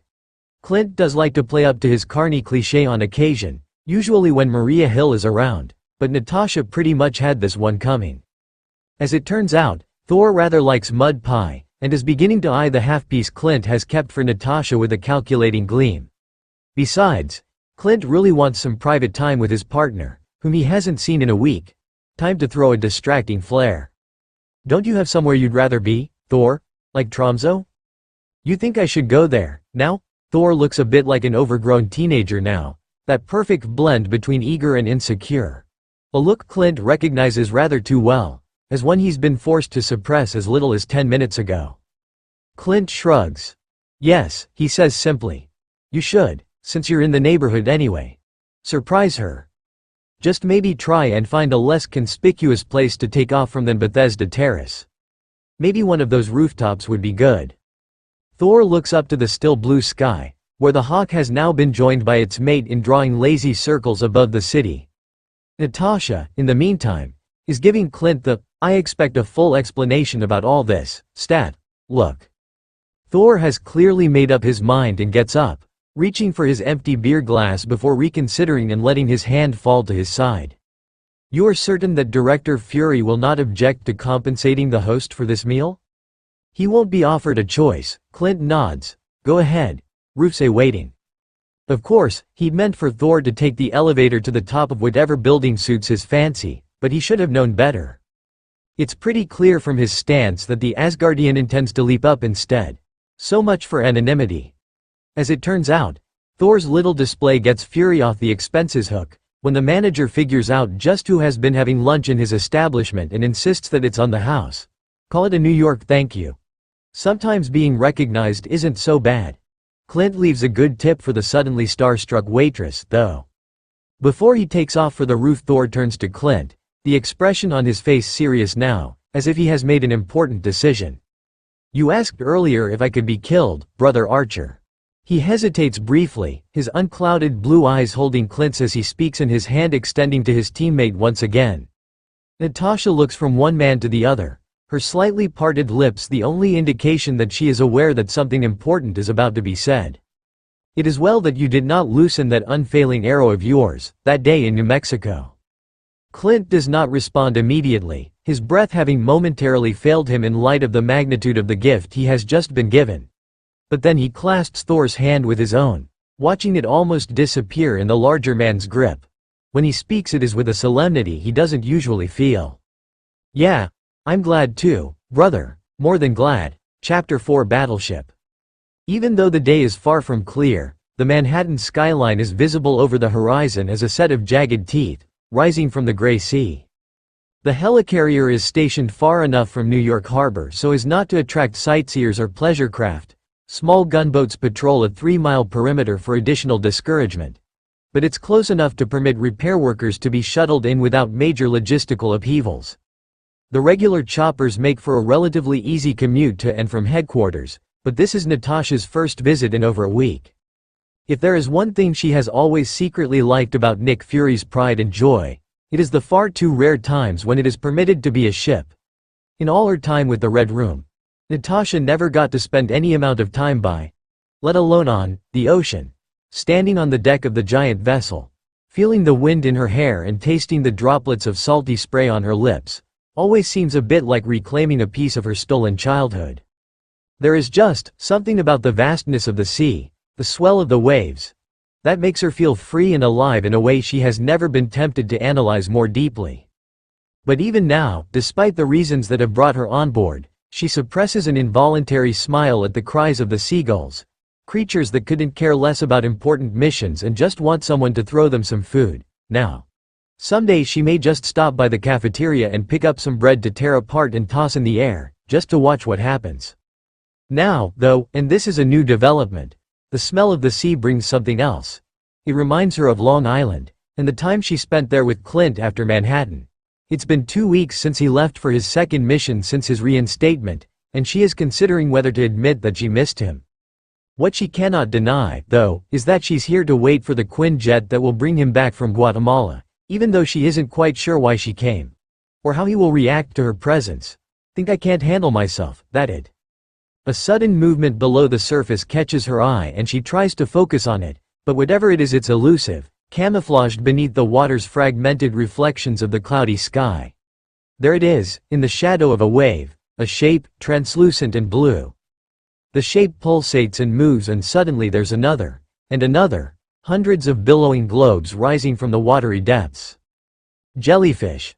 The soft, familiar voice beside her startles her, and Natasha takes a quick inventory of the reasons why she may have missed the man's approach, she who never misses a thing. Wind plus sound and air movement plus seagulls equals distraction. Variable. Wonder. It's a school of jellyfish. I haven't seen one of those since my parents took me on a boat trip around Cape Cod. Banner.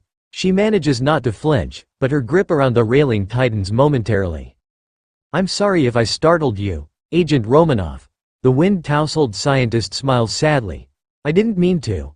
I was just curious what it was that held your attention like that. Natasha has already recovered and inclines her head in polite greeting. She resists turning to look at the jellyfish again and keeps her eyes on his face. She hasn't seen or spoken with Banner since they parted ways after watching Thor take Loki back to Asgard. He's been in Kolkata, tying up loose ends in the clinic where he'd been hiding out. She's not quite sure why she had been quite so relieved about that. He is, after all, a nice guy, mostly.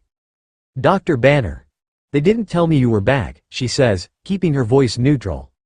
He chuckles, as he remembers a previous conversation about Nick Fury's underdeveloped communication skills. Guess they still don't tell you everything. He gives her a sideways glance, as if to check whether his joke registered. It isn't hard for Natasha to successfully pretend that it didn't. Truth be told, she doesn't really feel like socializing, but that fact doesn't seem to transmit quite so well, or else Banner is ignoring the neon signs. He blithely forges on. I came in on one of your jets a little while ago. Safer that way, and S.H.I.E.L.D. offered. Just came out for some fresh air. It's been a long flight. But, please, call me Bruce. It makes sense to do so, she supposes. She has done it once before, in extremis, trying to recall him to his own self, and so she nods, but makes no effort to pick up the conversation.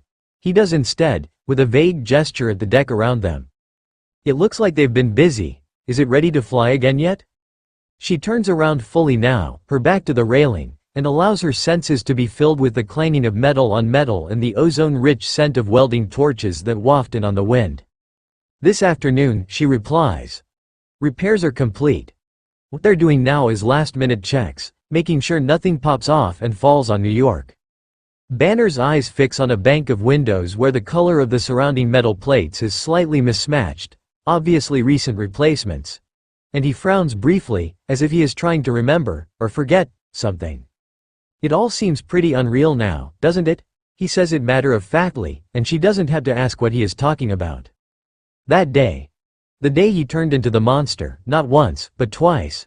The first time had been right here, on this ship. Eventually the green raging creature he had become jumped out through that now repaired bank of windows. She herself had been left a shaking mess, cowering under a bulkhead, all her training, fearlessness and confidence gone with the wind in her lungs. The fact that she knows what day he is talking about doesn't mean that she wants to do so, although continued failure to respond to his efforts at friendly conversation would be impolite.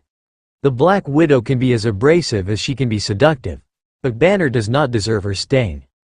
It must seem unreal now, especially if you've been in Kolkata all this time, she offers, hoping to steer the discussion into a safer direction. I heard you'd gone back there. Bruce gives her a lingering look. Yeah, I did. I left in bit of a hurry, before. But you know that, remains unspoken. Banner, too, has no wish to be rude. Had some loose ends to tie up. You're not going back again, then? She's actually interested now, although why, she's not sure. Professional reasons, so she'll know where to find him the next time Fury needs her to. Bring him in. Intel on whether and where she has to watch her back. Nah. Stark offered me a job? Natasha quirks an eyebrow as she interjects. Welcoming the opportunity to move the conversation onto safe always makes for a good talking point. Or 3. Infinitely preferable to talking about Manhattan. And the one Banner calls the other guy. Even he won't name the monster. Bruce shakes his head, smiling a little. No, not exactly. He's giving me unlimited use of his fabled R&D facilities though, a place to stay, and unbreakable lab equipment. Candyland, he calls it, and he's not wrong. I don't think he'll pay me though. At least he hasn't mentioned it. But the Stark Industries credit card apparently covers Chinese takeout, so I'll be okay. An involuntary, not you too, crosses Natasha's lips before she can bite it back. She's not sure whether it's a response to the scientist's easygoing style, or because her partner had been on her mind when Banner had interrupted her thoughts.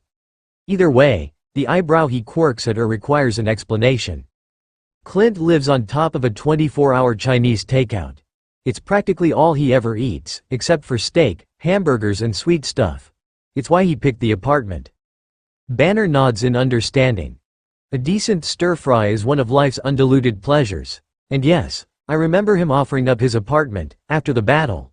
I might have said yes, had I known. Sure would have beaten Stark's shawarma. How is Icy here with you? Natasha just shakes her head. No, he's due in from mission in a little while, on one of the Quinjets. And you're here to greet him? That's nice. The congenial smile doesn't fool her for a second. Banner's face is an open book. And he is quite obviously searching her face for confirmation of a theory, in this case, she assumes, on the nature of the relationship between the two human members of his team. There's no reason anymore to hold back on that point. With Steve, Thor and Stark already in the picture. Refusing Banner the corroboration he is looking for would be just rude. And so Natasha smiles her brightest, most artless smile. As a matter of fact, I haven't seen him for 2 weeks. I'm sure he'll be happy to see you, too, Bruce says, and there's a wistful catch in his voice that makes her turn her full attention on him for the first time since he disrupted her thoughts. Natasha would be lying to herself if she were to claim that she has spent a lot of time contemplating Dr. Bruce Banner. His rampaging alter ego, yes. That has been present in her nightmares far too often since the day the Hulk chased her through the bowels of this very ship. But Banner himself? It's odd, really, they had spent countless hours together on the flight back from Kolkata, silent hours, but enough of them that he should have left an impression in his own right. Then there'd been the time on the carrier, when Banner was searching for the gamma signatures to help locate Loki and Clint. But all the time she spent with the self-effacing genius had been erased by his transformation, his features forever morphing in her mind, turning green, his eyes bulging, then dulling. She suppresses the thoughts and forces herself to look fully into those eyes now. They hold more than a touch of sadness. Not the angry stare of a mindless beast, but the eyes of a haunted man. They are also the eyes of a very perceptive man. One who did not miss her fingers clenching around the rail at the sound of his voice. You know, I never really did get the chance to apologize. He speaks into her silence as if it was his to break, and she feels a momentary flash of anger. At him for seizing the floor again, at herself, for allowing him to take it. She never fails in this normally, never yields the give and take of conversation to another's reins. And yet, here he is, trying for the second time to bring her back to that day. You did already, she says dismissively, and there's no way he can ignore that tone. Is there? In New York, we're good. He looks as if he is about to demur. Clearly he wants to talk about what happened between them, between her and the other Bruce Banner. Maybe he derives some self-flagellating satisfaction out of hearing about the terror he instills when he loses control, and his self, whatever it is he wants, she is not prepared to give it to him in the coin of her own memories. Natasha Romanoff can conduct a conversation like Simon Rattle does the Berlin Philharmonic, with a masterful blend of artistry, accuracy and authority. The tools at her disposal range from furtive glances and fingertips lightly placed on an arm, to clever interpolations, outright lies and full-out confrontation, and everything in between. She can recognize and counter an unwanted direction from a mile away and knows that when deterrence fails, diversion is the next best course of action. Collateral damage and reparations owing to third parties can be addressed in due course. Her tone reverts back to polite conversation, and she musters an artless smile. "You haven't been back to the carrier since then, have you? It'll be Clint's first time back today, too, since his visit to Medical Bay that night." She watches Banner's face, grateful for the spray and the breeze that turns blinking into a necessity and makes it unnecessary for her to control her tells, including any residual guilt she may be suppressing for dragging Clint back into the conversation. As it turns out, Banner takes the bait, rather more thoroughly than she had planned. Perhaps she misread him, and he is grateful for the out as well? "Really? But I thought you said he's coming back from a mission, so I'd assumed. He's been dealing with S.H.I.E.L.D. through the New York headquarters. The council banned him from the carrier pending their so-called investigation. There is no need to construct the contempt that now laces her voice. And since that's been lifted, well, there just wasn't any call for him to come out here. No need to mention the still haunted look on Clint's face whenever the carrier comes up in conversation. Despite the hard-wrung letters of condolence he had written to the families of each of the agents and support staff who died or was injured in the attack he had orchestrated on Loki's behalf, he had managed to find excuse after excuse not to return to the ship and face the survivors. Even today's landing was not planned. It has been the result of a last-minute change, due to scheduling requirements for the Quinjet. Natasha had taken the next chopper to the ship. Banner squints into the breeze, his eyes focused on the glare of a welding torch. Most of the workers are packing up their kit, in preparation for liftoff. Well, if she gets to fly again today, at least his timing is good in that respect. And then he adds, a little more softly. So softly that she has a hard time hearing him over the wind. As good as it ever gets in these things. These things, Natasha could have played the ingenue, of course, but to do so would just demean them both. Accordingly, her tone isn't a question so much as it is an invitation to say more. Banner had, after all, been one of the key players in S.H.I.E.L.D.'s efforts to track the Tesseract, and knows to the last decimal the extent to which a coerced Barton had been in charge of Loki's plans. He also knows firsthand of the impact, direct and indirect, of Hawkeye's attack on the carrier. He gives her an appreciative half-grin and takes up the challenge. "You know, going back to a place where you made a mess of things. I haven't been north of Central Park in over 2 years. I guess Agent Barton knows the feeling. And maybe because she isn't saying anything, isn't denying it, or maybe for other reasons altogether," he digs deeper. "How's he holding up? Apart from that so-called dinner, I never really got the chance to meet him. At least, not as, you know, me." "He's fine." Suddenly, using her partner's return to deflect Banner's interest in talking about their own issues feels like a betrayal. Clint might well understand and give his approval. He has, after all, taken bullets for her in the past, but that doesn't make it right. But Banner will not be thrown off his scent again. He lets out a half-chuckle, half-snort, the kind reserved for a child who has told a particularly egregious fib about how the homework got eaten this time. "Really, he's fine. And that's why you're here now, waiting for him." Natasha looks over the railing, searching the waves for those jellyfish, but they've gone deep again. All there is to be seen in the waters now is a reflection of the gray sky, disrupted by the occasional spray. It suddenly occurs to her that perhaps she can salvage something here and make up to Clint the fact that she'd essentially used him as a distracting flare. After all, she's talking to a man who knows exactly what it's like to wake up in anguish amid bodies and smoking ruins of his own creation. He may have useful insights to share. She turns back to Banner and lets him see her face at its most open, its most unguarded. She notices his eyes widen in recognition that the tenor of their conversation is about to change. "Well, he says he's fine. And he's getting better, in many respects, but this." She makes a vague gesture that encompasses the entire ship. What happened here, for Clint, was far worse than Stuttgart, which was bad enough. This is where his friends and colleagues died, people he worked with here, they trusted him. And they don't anymore? Natasha's eyes darken with unconcealed anger. The council's so-called investigation took 5 weeks. Everybody here knows they were using Clint to distract attention from their order to deploy the nuke. But these things still take their toll. The fact that Hill basically called the council down on Clint's head herself didn't help. Banner gives this some thought. Surely the story is out now that not only isn't he responsible for what happened to him, and what happened here, but that he played a major role in, he gives a slightly embarrassed chuckle, saving the planet. Or at least Midtown Manhattan. No one said it was rational. Is that why you went Kolkata, after you took out the monster that General Ross created? You said you broke Harlem. What you did is mess it up a little, while saving it from worse. No reason for you to run and hide then, was there? She knows it isn't entirely fair, confronting Banner with his fears after she so very carefully maneuvered around addressing her own, but at this point she really just wants to know. Maybe the answer will tell her something about Clint, and the red that he clearly still sees in his ledger. Banner casts a long look at the sky, where the clouds are starting to part and some late afternoon sunshine seems to be imminent. The welders have packed their tools. The gulls have long since given up on any chance that the two humans remaining on the deck will provide them with food. Things aren't always that simple, Miss Romanoff. There are other complications. And some things can't be fixed with a good rationalization and a civic service medal. I'm sure Agent Barton understands that. It takes time and trust. Time's the easy part. Is it betraying the confidence to tell Banner that his words are eerily similar to things Clint has told her himself, when she was trying to tell him he was not at fault over Coulson's death? Phil deserves better than me saying yeah. I only killed him by proxy and then I helped save Manhattan, so it's okay. Yes, it would be a betrayal, but she can talk about her side of things.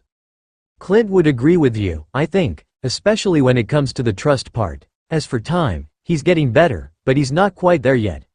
We help each other out with the nightmares. Bruce turns to her now and looks her straight in the eye, the sorrow unmistakable. He's a lucky man, Miss Romanoff. Natasha. It's Natasha, Bruce. And yes, we both are. Lucky, I mean. Bruce purses his lips, lost in his own thoughts. Maybe he hadn't registered the, albeit rather indirect, confession she's just made. He had. As I tried to say earlier, I'm sorry. I know I probably scared the hell out of you. This time, she won't deny him what he obviously needs to hear, but she underscores her confession with a self-deprecating laugh. Yes, I guess you did. I'm not used to being frightened like a child, panic-stricken, reduced to a quivering, catatonic mess, that affected by a chase. It's a good thing Thor showed up when he did.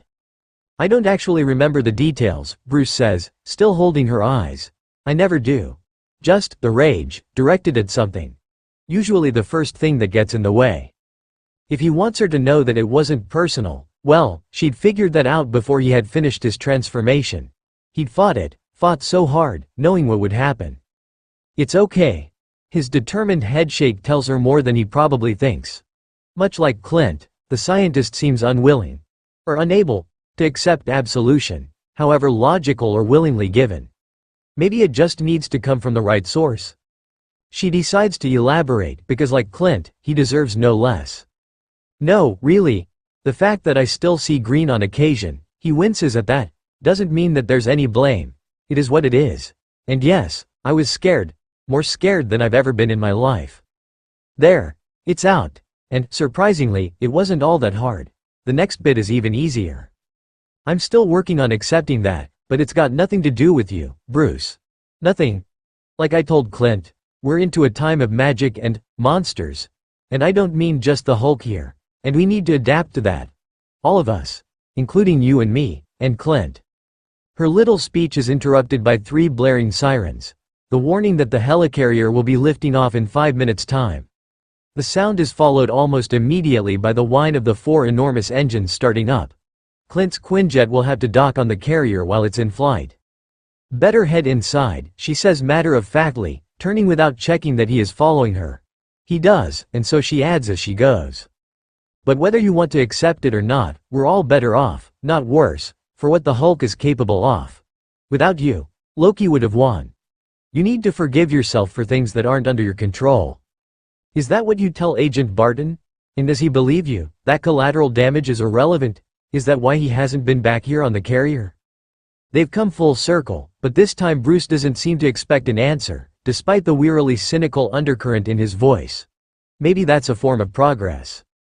Once they're inside and on the bridge, he continues conversationally, you know, they're selling t-shirts now, with pictures of me smashing bits of Park Avenue and slogans like let's hear it for urban planning? Interesting, is all Natasha will say, but she's not particularly fazed. S.H.I.E.L.D. has been spending considerable resources keeping her and Clint out of the media. It wouldn't surprise her if the T-shirt campaign is part of Nick Fury's plan to keep the focus on the more visible members of the Avengers. With Clint not due for another 45 minutes at least, neither of them has anything to do for the next little while. Natasha figures she may as well be polite, besides she could use a pick-me-up. Not being forced to listen to disingenuous or insincere inquiries about Clint's well-being will be a bonus. "Coffee?" she asks with a smile. Bruce follows Natasha across the bridge, resolutely clamping down on the growling unease in his head that stirs at the sight of banks of flashing monitors, and the hive-like activity of armed men and women in black buzzing amongst the instrument panels. Analysis, he reminds the presence in his head. Analysis is a good thing. Analysis reduces threat. No threat now. The sensation ebbs as suddenly as it arose, and his eyes briefly fix on Maria Hill, who is standing in the command center, supervising the ship's first lift-off in 3 months. He can feel her cool eyes following him as he and Romanoff head for a corridor. The floor and the walls of the ship are starting to hum with the vibrations caused by the main engines.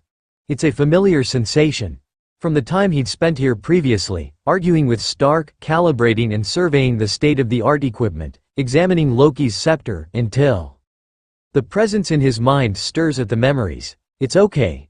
You're fine. We're fine." Romanoff walks at a good clip. After 15 hours on a small plane, he has to make an effort to keep up, but it feels good to stretch his legs. She walks right by the little coffee room where agents keep their own supplies for after hours. He'd been told by Hill in no uncertain term that this was for SHIELD personnel only, and takes a turn towards the cafeteria he never had the time to visit before. The place is surprisingly bright and open, for an organization he associates with shadows and darkness. A couple of dozen nondescript tables are arranged alongside a long bank of windows. A number of them are occupied by SHIELD personnel on break. The fact that such a thing apparently exists must mean that crisis mode is not a ubiquitous feature on the ship, despite the buzz on the bridge.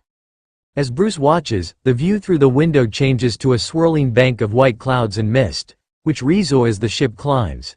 He does a quick calculation of the rate of ascent in his head based on what he sees. It's the same as the first time he was on board. All is well with the newly recommissioned engines, and the voice in his head purrs its contentment. Romanoff heads straight for the counter. It's presided over by a diminutive but formidable-looking 70-something black woman, whose tightly curled gray hair is only half hidden under a white cap. That and her retro apron would make Steve Rogers feel right at home. Bruce can't help but think that she borrowed the look from some movie about the 1950s American South. It makes sense, in this place where people put on personalities as easily as others might a dinner jacket. Probably this woman was an agent herself back in the day, couldn't let things go and found herself a niche in retirement. Those overhead pans look lethal, and she probably knows how to wield them. "Natasha, honey," the woman drawls as Romanoff stands in front of her. "Honey? The usual, I presume?" Romanoff's face lights up in a genuine smile that makes her face look younger than Bruce has ever seen it, and nods. "Yes, thank you, Doreen. Here, I'd like you to meet Dr. Bruce Banner. He's a friend. Bruce, this is Doreen Lynch." Bruce has rarely felt as scrutinized by human eyes as he has at that moment, a bit like allowing a German shepherd to sniff your hand.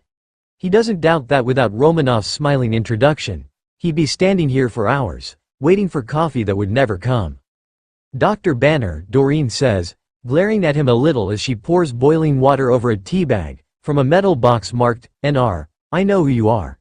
If you decide to go on a rampage, do it on the bridge, or in the bays where they keep those infernal planes. Not here."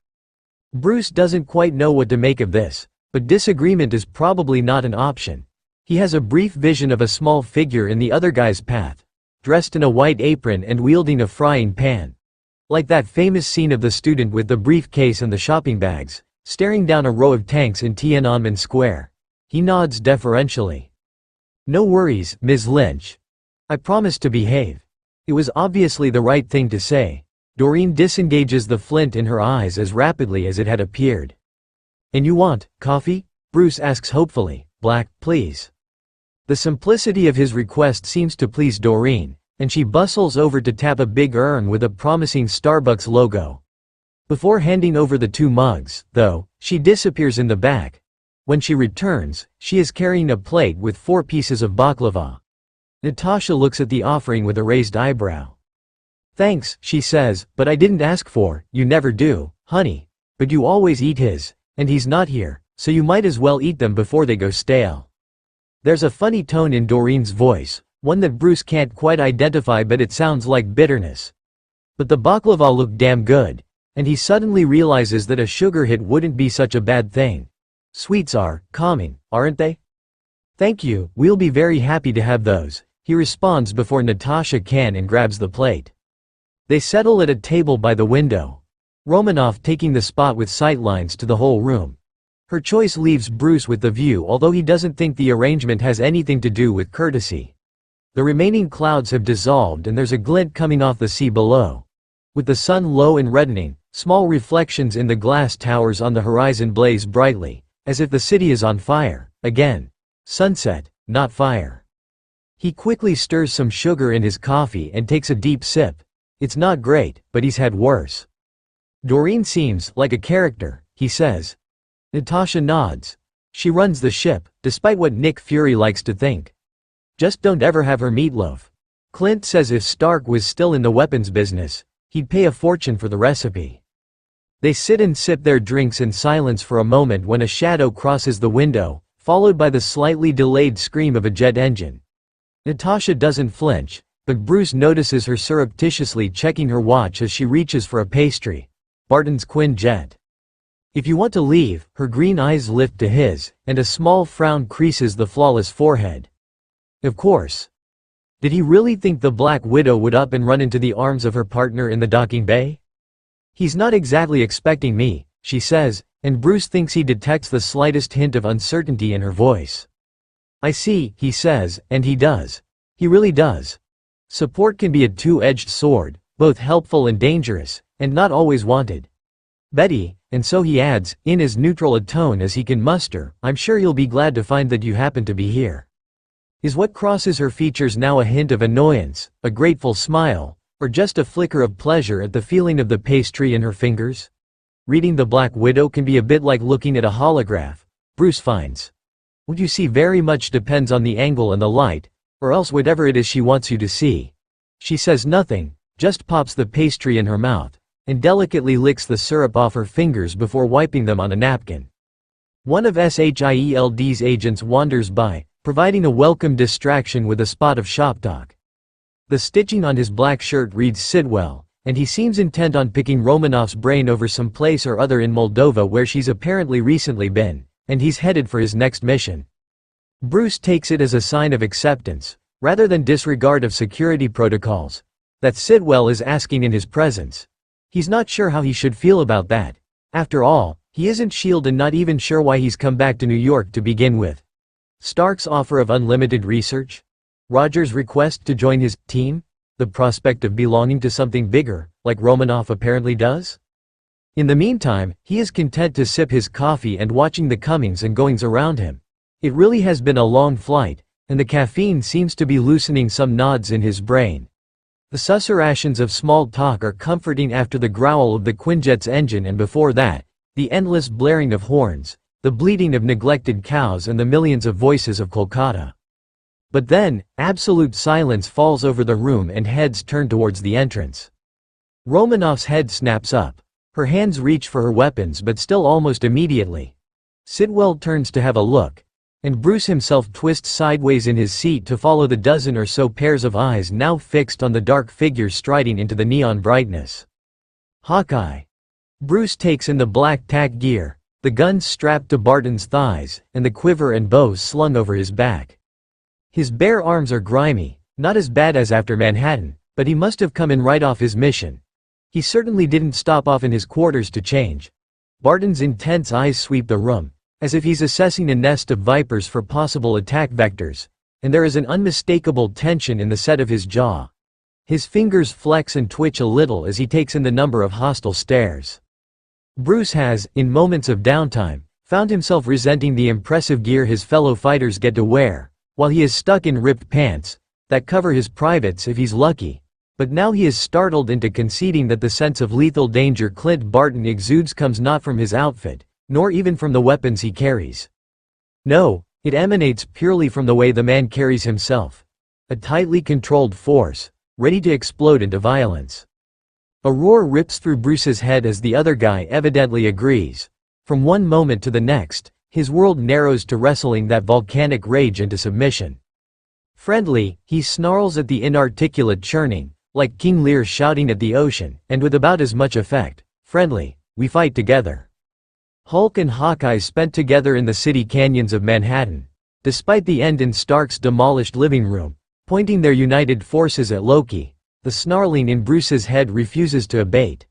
There is no recognition beyond the certainty that he man in the middle of the room spells danger. Bruce's vision starts to blur. With what clarity remains inside his mind, he feels Natasha beginning to recoil, sees her lifting herself out of her seat. There's a screeching sound as it slides across the floor, and backing up towards the window. With the increased acuity of his senses, he can hear her guns sliding out of their holster. Harder. He needs to try, harder, down, stay, down. Bruce's hand grips the edge of the table in an effort to hold on to something solid, to create a reality away from the vortex in his brain. Out of instinct he turns to look at Barton, whose gaze has now arrested on Romanoff's semi-crouched position, on the weapons in her hands. The archer's eyes turn to steel as he whips out his bow and knocks an arrow with near inhuman speed. Bruce squeezes his own eyes shut, acknowledging the mistake he just made. See no evil, no threat. Breathe. Not today. Not to you. Breathe. Not to us. Breathe. Friendly. Breathe. My friend. Your friend. Our friend. Breathe, damn it. Pulse by beating pulse, breath by torch's breath, he manages to clamp down on the noise and his mind starts to clear of the red fog. He opens his eyes, but turns to the window so he won't have to look at Barton, not yet, not wishing his senses to undermine the message his mind has worked so hard to deliver, and not wanting to court a resurgence of that instinctive, protective wrath. Luckily, there is enough evening sun left that reflections in the window are limited. It's okay, he whispers, as if to himself, but not really. Okay now. Calm down. And then, more to himself than to anyone else, please. He opens his eyes and reaches for this coffee cup, in an attempt to prove to himself that all is well. Surprisingly, the mundane gesture seems to have an effect on others, too. Natasha relaxes a fraction and he can see her nod tensely to Barton somewhere behind him. He does not, however, hear the sound of an arrow being returned to the quiver. Sidwell, who has been close enough to Bruce to realize exactly what was happening, is as white as a sheet. Nonetheless, he is fully in control of his faculties, aware of another danger. Stand down everyone, all clear, he barks into the room at large. It is only when he finally turns around that Bruce notices what else has been playing out behind his back. Half a dozen of the SHIELD personnel have drawn their weapons, but it's not him that they are aimed at. The guns are all pointed at Barton. Apparently, to his colleagues the archer's appearance in their midst, armed to the teeth, moments later pointing an arrow in the direction of Sitwell and Romanoff and their guest, could have meant only one thing. Loki's pawn had returned. Barton is a black sculpture in the middle of the room, bow drawn, knees slightly flexed, deceptively relaxed, nothing less than a silent and tightly sprung killing machine, ready to be unleashed. The last time Bruce has seen Hawkeye like this was on the streets of Manhattan, when he'd arrived on that borrowed bike, moments before summoning the monster. A shiver of recognition runs through him. Friend, he mutters again to that rumbling presence, but it doesn't seem so necessary now. The instinct seemed to want to protect, not harm. Does the Hulk remember after all? The guns are lowered slowly, one by one. Some to hissed comments from agents who hadn't drawn their own. Clearly, the room is divided among those who had trusted Hawkeye to point his arrow at a real or perceived danger in the room. After all, Romanoff had drawn her guns too, and not at him, and those prepared to believe the worst. Barton himself doesn't twitch. Only his intense, blazing eyes move as they keep scanning the room. Sidwell barks an order to one of the younger agents, whose scowling features suggest more than mere reluctance to stand down from a threat. When the man finally holsters his gun, it's with a contemptuous spit. Bruce can read the undisguised anger in Sitwell's face. The man may well be out of a job tomorrow. Only when the last gun is down does Barton release his bowstring, and slide his arrow back in his quiver. If there is a change in his face, Bruce doesn't see it. Despite the passing of the imminent danger, The room seems deprived of oxygen. No one dares take a deep breath. Until the silence is shattered by a voice. A little hoarse and laced with a distinctive Alabama twang. "Clinton Francis Barton." The shout carries clear across the room, and Barton's head snaps around, a split second ahead of anyone else's. Classic reaction to hearing one's own name, Bruce notes, and briefly wonders whether the Hulk would share that trait. Who'd be prepared to find out? And why this sudden interest in studying the other guy's responses? "What the hell were you thinking, Hawkeye?" A pained shadow crosses Barton's face but quickly resolves into something else, as Doreen Lynch emerges from behind the counter and comes at him full tilt. 3 months, she cries as she grabs him by the arms and starts shaking him, utterly ignoring the bow in his hand and the dirt on his arms. 3 months since you helped save the world, and you dare not come here so we can say thank you in person? Aren't we good enough for you anymore, Mr. Avenger, sir?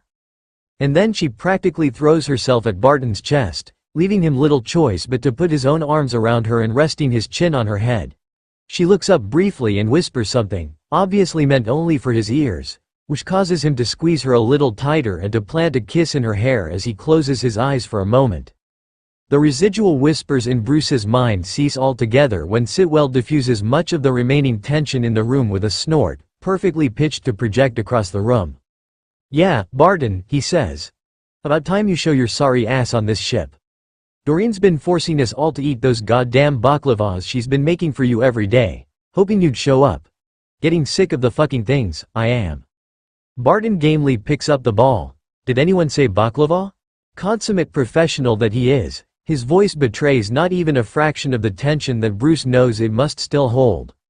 The archer lets go of Shield's cafeteria factotum, takes one of her wizened hands into his own and drops a kiss on her wrist. "Doreen Petunia Lynch, queen of the pastries. Will you do me the honor of accepting my hand in marriage?" A few of the observers actually chuckle, a little nervously perhaps but genuinely, and just like that the strain is gone from people's faces. Doreen swats Barton on the arm with an shucks motion and disappears behind the counter, muttering something about the ghastly middle names he keeps inflicting on her, and why does she even bother with him? Bruce has the distinct impression that variations of this exchange have played out a few dozen times over the years, and that most of those present have witnessed it once or twice.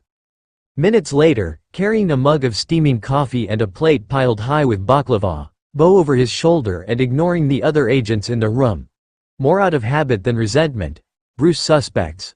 Barton shows up at their table with a, "Do you mind?" Without waiting for an answer, he sets the plate and cup down on the table and drops his bow and quiver on the floor beside it. It's pretty clear to Bruce that when Barton pulls up the chair across from him he is laying claim to the same strategic vantage point that Romanoff had. But more than that, he's quite deliberately putting his body between her and the other guy, should he wish to try for another appearance. He gives a little approving nod to show that the move is not lost on him, and Barton flashes him a slightly apologetic grin in return, thing that surprises Bruce, and, it appears, everyone else in the room. Just before he actually sits down, Barton reaches for Natasha's chin and tilts up her head. He searches her eyes for something, and when he finds it, approval, consent, claims her mouth with a full and not particularly chaste kiss. "Fancy meeting you here," he whispers, holding her eyes with his own for a moment. There is something else in his voice, but Bruce doesn't want to examine that too closely. It's been too long since he himself has heard that tone. Where the room had been filled with an uneasy silence, suddenly it starts to buzz, almost like someone flipped a switch. Sitwell is the first to find his voice. "Hey, thanks for that, man," he drawls and then sighs happily. "Miyazaki owes me $50. Bruce watches with interest, much of the remaining intensity draining from Barton's face as he slides into the seat beside Natasha. His bow and quiver remain within easy reach by his feet, though, just like her Glocks stay on her hips. It strikes him as absolute truth that neither of his two companions will ever completely shed their professional skin. "That's it, $50? Barton arches an eyebrow in mock indignation. "Oh well. Better than nothing, I guess, and you're welcome." His voice takes on a surprisingly warm tone. "Thanks for calling off the dogs just now, Jasper." Sitwell just shrugs and manages a grin. "All in a day's work, man. We just fixed the place up, and Doreen would make meatloaf for a month if someone were to shoot it up again. even if that someone was you. He turns to Bruce and adds in a conspiratorial voice, Doreen's been fangirling over Hawkeye since the day he showed up at S.H.I.E.L.D., but I suspect even she has her tolerance limits.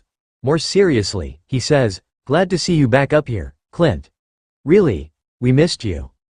Barton gives him a small but genuine smile, and Bruce can't help but envy their apparently easy and sincere camaraderie. Doubt that applies to everybody, the Archer says, a little bitterly, but Sidwell just waves him off. Fuck him, Clint. They better get over it, and soon. You saved the world, man. You, Widow and the Doc here, and those other guys. That should count for more than shit you had absolutely no control over. You think? Natasha has remained quiet, content not to draw too much of her partner's attention to her presence, Bruce suspects. Whatever she has to say to him, if it's important, she likely won't do so in front of Sidwell. She's far too private for that. But the look she gives the senior agent is one of approval, and as much of a dismissal as if she'd put it into words. Polite, grateful, and firm. Thanks for your help. We can take it from here now. He gets the hint. Anyway, got stuff to do. Mission to prep, that sort of thing. I'll leave the lot of you to the avenging business. Have a good evening. And with that, he leaves, giving a quick wave to Doreen and scattering glares among a few of the other agents as he goes. There's a moment of awkward silence at the table which Bruce decides is his to break, if only because he feels that he owes it to Natasha. Sorry about the alarm bells there. Something about the tension in the room when Agent Barton came in here all kitted out for war. That kind of thing sets him off sometimes, and then, things snowballed from there, I guess. But you got him under control pretty quickly. That's good, Natasha responds. Glossing over the other elements of Bruce's comment, isn't it? Bruce turns his coffee cup around and around in his hand. Barton watches him carefully out of the corner of his eyes, even as he digs into his baklava like a starving man and washes each down with a deep sip of coffee. Maybe it's getting easier. I got him to remember that he fought with Hawkeye, Agent Barton before. That seems to have mattered. Please call me Clint. Unless you want to stay Dr. Banner, Barton, Clint says around his last baklava. He starts to lick the syrup off his fingers in a gesture that reminds Bruce curiously of Natasha. Until he remembers the state of his hands and pulls a grimace and wipes them off on his uniform instead. He plows right on. Maybe that's the other secret. Tasha told me about him, protecting you. Maybe that's all the Hulk does. So you can keep him down when he believes there's friends that can protect you, and when there's no need for your anger. Bruce stares thoughtfully into his coffee cup. It'd be nice if it were that simple. But yes, maybe I can learn more about controlling him. It's a risk, though. Trust is not an easy thing to learn. I know, Natasha says softly. But it's a risk worth taking. For a while, the three stay silent. Barton, Clint gets up to replenish his coffee. When he returns, Natasha resumes the conversation. Why did you turn up in the cafeteria in full battle gear, anyway? Normally you'd go to your quarters to change first. Clint shrugs. Acute caffeine deprivation. Mission went south towards the end. No time to get civilized before exfil. Peterson is a nice guy, but as a handler, his voice trails off for a moment, and his eyes darken. Let's just say, to top it all off, there wasn't any coffee on the Quinjet. Natasha snorts. Poor baby. Bet he won't make that mistake again. Barton's eyes gleam a little, and he shakes his head. So I went to the coffee room to grab a cup and take it to my quarters. But since I haven't been here for a while, my own stash is gone. And after that stunt she pulled with the council, Hills locked up her Nespresso, 'cause she knows I consider it fair game, so here I am. He remains silent for a moment, then fixes Bruce with a disconcertingly frank gaze. Besides, one of the mechanics told me you were here, Tash, with the doctor. Natasha's eyes remain cool, but there's a fire behind them, carefully banked. And you waltzed straight in here, in case I needed protecting from Bruce? No wonder the Hulk sensed a threat. Clint is less than pleased at the insinuation, and ready to answer fire with fire. And you came on board at this precise time. Why, exactly, Natasha? He challenges softly. To make sure people wouldn't be mean to Lil Olmi? The man is no fool, and Bruce can practically feel Natasha bristle defensively. An early intervention is probably warranted, or else Sidwell may yet have to relinquish his claim on the $50. Let's keep the finger pointing to the morons with the guns, guys. Bruce nods vaguely towards the other side of the cafeteria, where the man singled out for Sitwell's attention is still trying to justify himself to his colleagues. Looks like we all have our ideas about how to protect ourselves, and each other. He gives his companions a meaningful look. Let's just make sure we don't need to do it amongst each other. Clint seems to agree, and nods slowly. Yeah, guess the bottom line is, as long as we all keep our shit together, at least most of the time, we'll be good. Natasha raises her almost empty teacup. Bruce follows suit and seconds later, so does Clint. Most of the time. I can drink to that. Clint's quarters are pretty much untouched.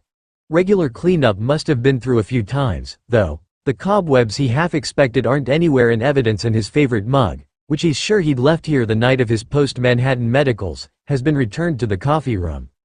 Clint has just stepped out of the shower and is still toweling his hair when the call comes through the ship-wide comm. Agent Barton to the director's office, please. He rolls his eyes at Natasha, who is stretched out on his bed like a cat, watching him move through the small space with her chin propped up in her hand. Clint hasn't spent a lot of time in school, but when he did, trips to the principal's office were a regular occurrence. And damn, if this doesn't feel like that. There are about 1,000 things he'd rather do than report to Fury right now. Well, 1,001, actually, given that Natasha is Styrad, he says. Timing. And so much for making a quiet entrance.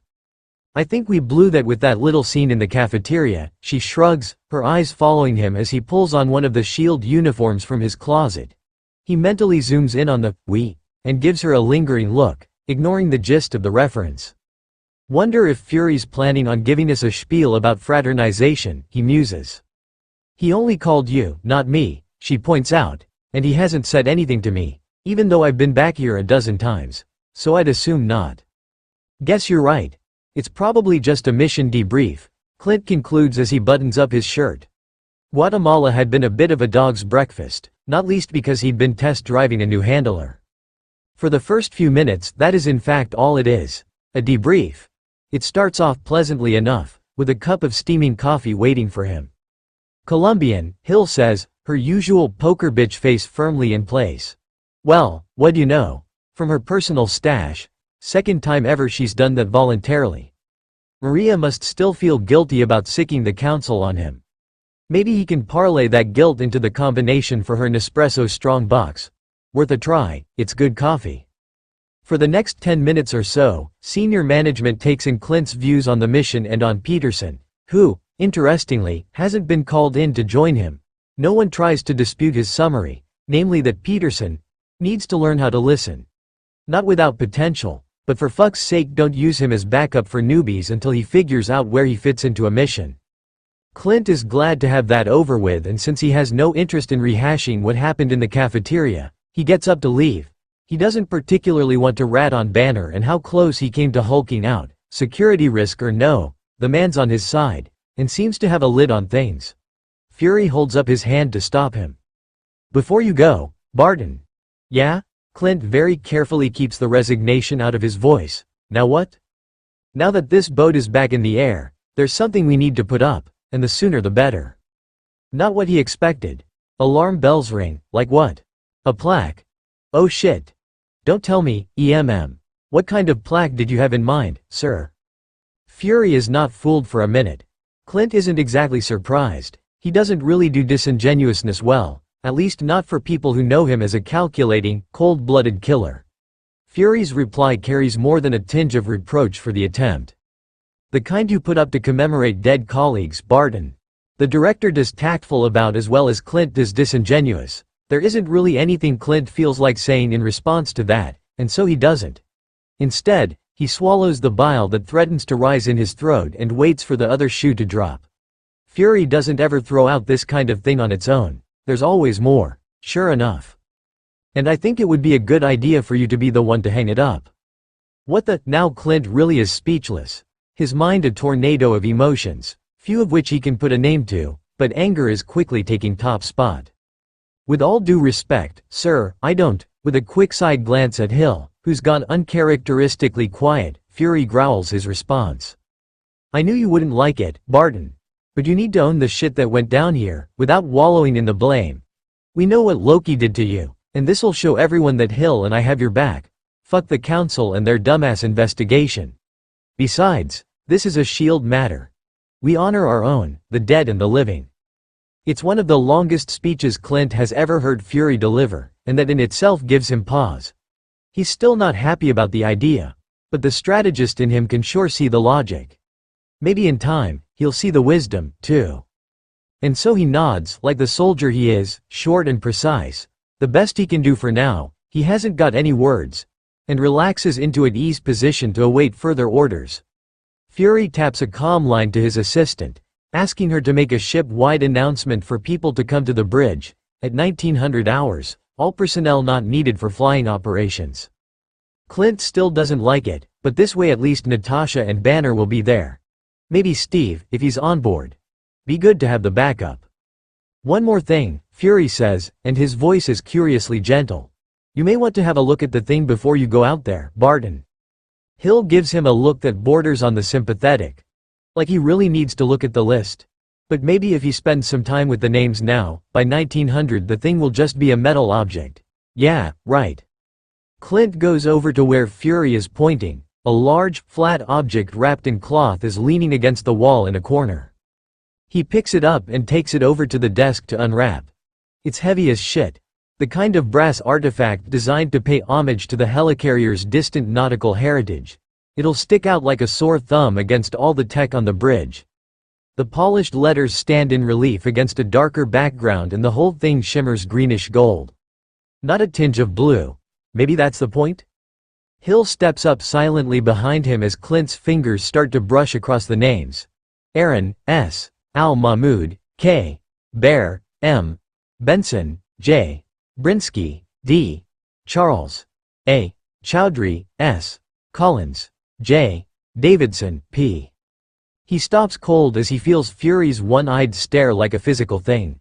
Back, and again his fingers glide across. The whole list this time. Name after name. It doesn't change, doesn't grow. From the start, again. Aaron, S. Al-Mahmoud, K. Bear, M. Benson, J. Brinsky, D. Charles, A. Chowdhury, S. Collins, J. Davidson, P. He checks again, stabbing his index finger on each name as if to convince his eyes. Hill's breath hisses in his ears. This is news to her, as well. Collins, J. Davidson, P. Finally, Fury speaks. I had 2 of the damn things made. Got definite confirmation this morning that this is the one we should use. There's no mistake.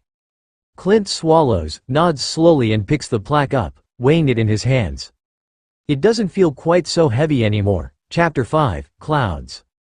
So this is how a pinned butterfly feels. Early autumn. Clint's first reaction when he hears that Phil Coulson is not in fact dead, is relief. Not the kind of relief, though, that you might feel when you watch a burning house, and the friend you thought was inside texts you from a bar across town.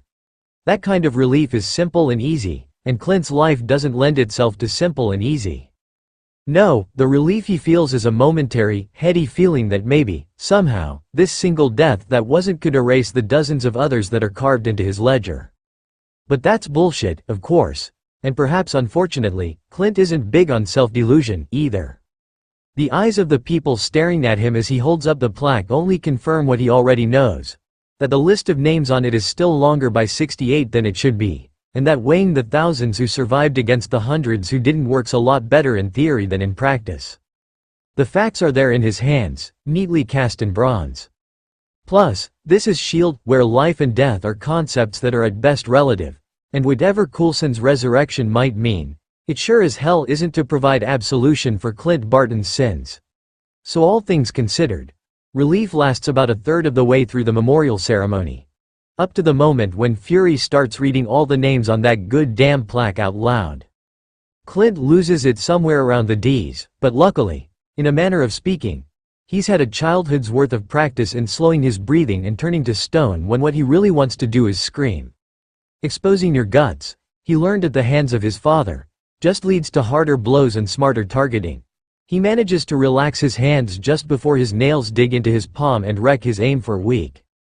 His next reaction, which is to feel like crap about the first, is even more short-lived. Clint has far more substantial things to be concerned about than feelings about his own feelings. Therein lies the road to emotional masturbation, and who the hell has time for that? So by the time the ceremony is over, he's on to reaction number 3, best characterized as an irresistible desire to smash Nick Fury's face in. The heel of the thumb creates a satisfying crunch when you use it to drive a guy's nose into his brain. Of course, the last thing Clint needs is another round with SHIELD's psych team. Can you describe that image in more detail, Agent Barton? How did it make you feel? As long as nobody figures out a way to put the pictures in his head on YouTube, he should be okay. But he bites down on his imagination anyway. The gathering takes a while to break up. Clint makes no move to join the general movement towards the open area on the bridge, where Doreen has set up some morale-building refreshments. Exactly how memorial services are supposed to bring out an appetite has always escaped him, anyway. Natasha scrutinizes him suspiciously, no doubt reading his mind like a pie chart. Clinton Francis Barton, aka Hawkeye. Currently composed of 1/6 grief, 1/6 crushing guilt and 2/3 homicidal rage. You're having another Loki fantasy, aren't you? Or else you're wallowing again. Frankly, Clint is still feeling a little punchy from the near miss with Banner and, well, let's just say, he's had better days, even within the last 3 months, and those sure as hell haven't been a picnic. Wallowing, says she, who took on a whole fucking alien army over an imaginary red ledger? Natasha's eyes narrow. She's probably calculating whether she should just ignore him or take him on. But she has put up with his shit for some time now and probably deserves better, even from someone for whom self-analysis and target practice are pretty much the same thing. He puts a hand on her arm in mute apology. But no, I'm not wallowing, and I'm not fantasizing about killing Loki this time. Natasha, Clint knows from experience, will do whatever it takes to make him spill, and he should probably do so before Rogers, who's been pacing back and forth like a caged lion since that list was read, comes over to let off some steam of his own. Whoever thinks that Captain America is a sweetheart, has never seen him when he's seriously pissed off and all that righteousness comes pouring out through a balled fist. I mean, seriously, Tash. What the fuck did Fury think he was doing? Lying to everybody like that? Where's he been keeping Coulson, and why? That doesn't bother you? Of course it does, Natasha says, and Clint can tell from her tone that it's not just because a secret the size of Phil Coulson managed to escape her notice. Maria is pretty unhappy too, on a number of levels. She points with her chin towards the command station, where the director and his deputy are engaged in what diplomats would call a free and frank discussion, which involves the latter's hands on her hips and the former scowling so hard his eye patch has dislodged a little. For a moment, Clint actually feels a twinge of sympathy with SHIELD's number 2. Relations between Hill and Fury have never been warm and fuzzy, and everything to do with the Avengers initiative seems to result in a sharpening of the pitchforks on both sides. But this goes way beyond the usual need to know. You don't have the right level crap that Fury pulls on all of them on a daily basis. Fuck it. Sometimes, when you want a question answered, the best way is just to ask. And so Clint decides to go for it, still itching for someone to throttle but using his words, like a good boy. He walks over to Fury and Hill, closely followed by Natasha in full damage control mode. Director, sir. Where the hell is Coulson, and why haven't you told anyone that he wasn't dead? Hill looks up sharply and opens her mouth, and Clint fully expects a rebuke, something about not disrupting an official conversation. But obviously she wants the answer to that question more than she values protocol, so what comes out is unexpected support. Just what I've been asking myself, Director, sir. The audience is growing, what with Steve now striding over. Indignation plus enhanced hearing. Privacy never stood a chance. His hands are in his pockets, but Clint can see that they're balled into fists. Me too, sir. Natasha says nothing, but she crosses her arms and dials her stare up to praying mantis. Now, Nick Fury never appreciates being pushed or cornered, and with the odds at 4 against 1, 3 of them Avengers, his reply pulls no punches. You've all seen the surveillance tapes, I'm sure, even though you're not supposed to have access. Stark would have seen to that. So you saw exactly what Loki did to Coulson. He suffered massive chest trauma, entry and exit, and flat-lined right outside the detention cell. Steve just nods. Natasha's eyes flick over to Clint as they both remember where he himself had been heading when she stopped him. Clint punches down the snarling what-ifs and focuses on Fury's narrative, looking for the inevitable gaps. The medics managed to restart his heart, eventually, but it required extensive repairs. We had him on life support for over 11 weeks, while trying to fix the damage Loki's spear had done. Fury glares at Clint, as if this whole thing was somehow his fault, wasn't it? And it wasn't just the chest wound. Barton knows better than anybody what that weapon does to a person's mind. We didn't know where Coulson's mind might have gone, so we had to keep him under observation and his location secret, in case the Council got wind of another potentially compromised agent. That last bit is clearly directed at Hill, who flinches a little and avoids Clint's eyes. The Council hadn't hesitated to order the death of millions to avert the Chitauri invasion. The death of a single man wouldn't merit a moment's consideration. It sure is plausible. Yes, Phil Coulson hadn't been stabbed by just any old weapon. And yes, Clint does know better than anyone. With the eggs just what that means. Coulson might as well have swallowed the Tesseract. There's something else the director isn't saying, though. Clint can just taste it. Wouldn't be the first time Fury has used the Council as a red herring. Fury is still talking and Clint shakes off the sudden blue chill, forcing himself to focus on what the man is actually saying, as opposed to on what he's not. His brain, when we eventually got his heart started again, was shown to react to things. Noise. Light. His name. Enough to convince me there was a chance Phil Coulson was still in there. Even though the neurologist doctor kept urging me to pull the plug, for various reasons. Steve is even less versed in medical chatter than Clint is. So what does all this mean? Fury emits a sigh that could mean anything or nothing. We still need to do some more work to get his mind back to normal. In Clint's case, cognitive recalibration involved a major concussion. What would it require in the case of death, by the same implement that stole his mind? He looks briefly over to where Natasha is holding herself curiously still, and cuts to the chase. Like what? Rearranging his brain. As I said, we didn't know what the after effects of the spear would be. In Coulson's case, Loki didn't stick around to put anything into his head, so he had to keep his neurons active, to stop them from being potentially wiped out. We did that, we succeeded, he survived. But there's some trauma, which our doctors are currently trying to reduce. Keep his neurons active? Clint knows a shitty euphemism when he hears one, especially when the next sentence has the word trauma in it. You kept him awake, he says. For how long? He'll swallow as she works through the implications, but doesn't get the chance to say anything. Steve gets there first. All the surgery you mentioned. Everything you did to keep him alive. He was conscious throughout? Steve's eyes go far away for a moment, but they come back to settle on Fury, hard and focused. The last time I saw something like that, keeping someone awake through what must have been horrific pain, it was Hydra experimenting on a friend of mine. I'd hoped never to see anything like that again. So what?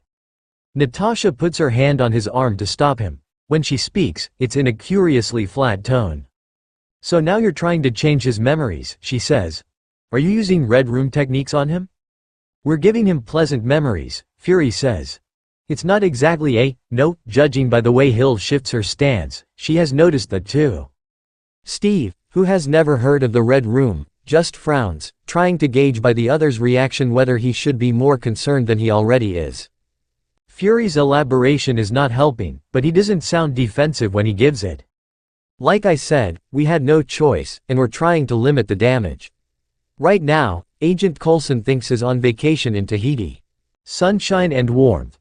Palm trees, swaying in the breeze. Azure waters and the sound of waves lapping at an opalescent beach. The laughter of children, carried by gentle winds. Beauty and peace. So far from the alarms and the smell of burning wires, the shouts, the fear and the chaos of the bridge. From the pain burning in his chest, the agony of breathing. Loki's sneering face. The recoil of that weapon. Fury, yelling, his own whispered response. Oh yes, Phil Coulson remembers. He remembers it all. But he doesn't really want to. Not in the face of all this beauty. He turns his face to the sun, breathes in the scent of 1,000 bougainvillea blossoms. It's been weeks. But Phil knows that after that injury he did need some R&R, so he refuses to feel guilty. Suddenly, a disturbing thought. Did Hill sign off on this? Rehab and time off is one thing, but SHIELD's accounting department isn't known for picking up the tab for luxury vacations. His eyes fly open. He's not in Tahiti anymore. Hospital. He's in a hospital. The light is harsh, not warm. There's beeping, and things attached to his head, his fingers. A SHIELD medical facility. Not one he recognizes, but the setup is familiar. How? A form in white is moving around the edge of Phil's vision. His mind tries to catch thoughts, elusive things like fireflies. His tongue tries to form words. Wah. Happened. How? His throat feels raw. Screaming. No, of course not. This is medical. Tubes, then. Breathing tubes. He remembers not breathing. The form approaches on soft feet. A face, peering at him through the fog. Welcome back, Agent Coulson. The Quinjet that brought you back from Tahiti hit a rough spot and you suffered some head trauma, the nurse, doctor, explains. Given the residual issues from the chest wound you sustained before your rehab, this new trauma resulted in temporary disruption of brain function. There will be some memory loss, which should however disappear over time. The man's voice turns gentle, almost pleading. What do you remember, Agent Coulson, starting with when you went after Loki? For the first time, Phil completely understands what people mean when they talk about dredging their memory banks.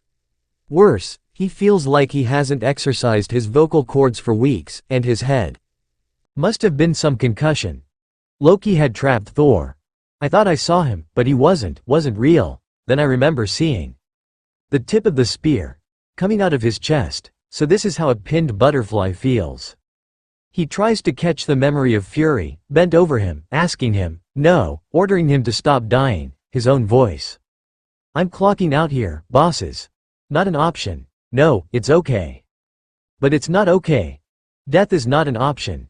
It rings in his head, like a mantra, a memory forged in blood and steel. Not an option. Not an option. Not an option. He shakes his head to ward off that voice. Bad idea. What else do you remember, Agent Coulson? He shakes his head again, this time to try and stop the ringing, reaches for the next memory. It floats like a butterfly, blown in on a soft warm wind, lands. Much better. Sunshine, the scent of salt water and exotic flowers in the breeze. Rehab, in Tahiti. Lovely place, almost magical. The short flight from the helicarrier back to Manhattan passes in silence, with each of the Quinjet's occupants lost in their own thoughts. Neither Steve nor Natasha seem to feel like talking, and Clint uses piloting as an excuse to remain quiet. By silent agreement they all head to Clint's apartment, stopping at the corner store for a supply of beer and a semi-decent bottle of Sauvignon Blanc for Natasha. Once upstairs, Steve plays with the keyboard by the door, the one that sets up the various security features SHIELD provides to its operatives in their private accommodations. His lips move as if he were creating imaginary sound effects, like a video game, if he knows what that is. Do I even want to know who you're aiming for? Clint flips open one of the beers and hands it to Steve, who looks a little self-conscious and pulls back his hands. I wish I knew, Steve says. Fury? Although I guess we should be happy that Coulson survived. He seems like an okay guy. Natasha opens her wine and pours, foregoing her usual comment about chipped glasses, screw tops and the end of civilization. He is, once you get to know him. Don't let the suit and the hero worship thing creep you out. He got me into SHIELD, Clint says, and then spent a couple years making sure Hill and I didn't kill each other. He's kind of like the lube that makes everything work. No idea how he does it. Half the time you don't even notice he's there, or what he's doing. But when he's been somewhere, stuff just works better, you know. So you'd think that the fact that Agent Coulson wasn't dead would have been a major morale boost for SHIELD at a difficult time, no? Not to mention. Steve doesn't finish the sentence, but the way he looks at Clint it's pretty sure what he means, and yeah, Clint can't really argue with that. He'd still have FLL the things he did under Loki's control, still does, but there'd have been a bit less. Natasha nods on his behalf. Which begs the question why Fury kept Coulson's survival hidden for so long. Was it because he didn't want to face the music after that little card trick of his? Clint considers Steve's suggestion briefly. It's not like he hasn't mulled that particular question over in his head for the better part of the day. I doubt it. Strategic value, plus hindsight proved him right. Coulson would have agreed, Probably would have put him up dead if he hadn't died first. You do what's necessary. Steve gives a slightly exasperated snort and shakes his head, and Clint and Natasha exchange a quick glance. What will Captain America do? The day he really comes to understand that truth and virtue in S.H.I.E.L.D. are always clothed in shades of gray? Steve's jaw is working, grinding away, chewing on a bone he is obviously not into letting go. Suddenly he nods, small little bobs of the head, like he's agreeing with himself. Fury called Coulson his one good eye. Maybe he couldn't let him die because Coulson is his friend? And he couldn't tell us, because he would have had to admit something he considers to be a weakness. Steve's eyes flick from Clint to Natasha, looking for signs of approval. It's not a bad theory as these things go. In their business, friendship is often considered a liability. Besides, Nick Fury sure isn't the sentimental sort. As the Red Rune drilled into Natasha, love is for children. But if Clint has learned anything, it's that all that is complete bullshit. He only has to think of Natasha, who is working through her own thoughts in silence. All the things they've been to each other over the years, all the times they've pulled out all the stops, including her standing up to Loki so she could drag Clint Barton's sorry ass back from the gates of hell. Coulson himself had known just how to pull Natasha off that interrogation in Moscow, how to get her into that fight, and it wasn't about tactics.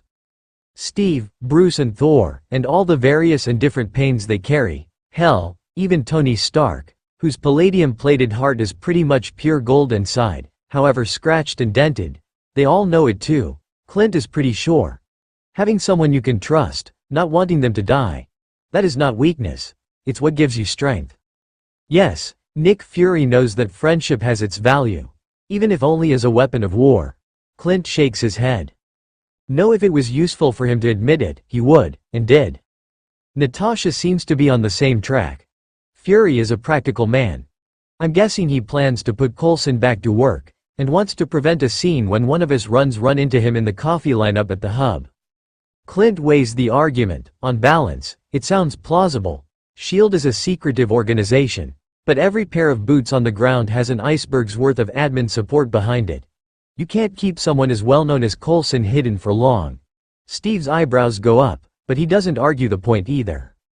I'm a lot more interested learning why Fury told us about the false memories he's implanting, Natasha continues. He could have just told us that Coulson really had been rehabbing in Tahiti. We might even have believed him enough not to check up. Perhaps Steve isn't so naive after all.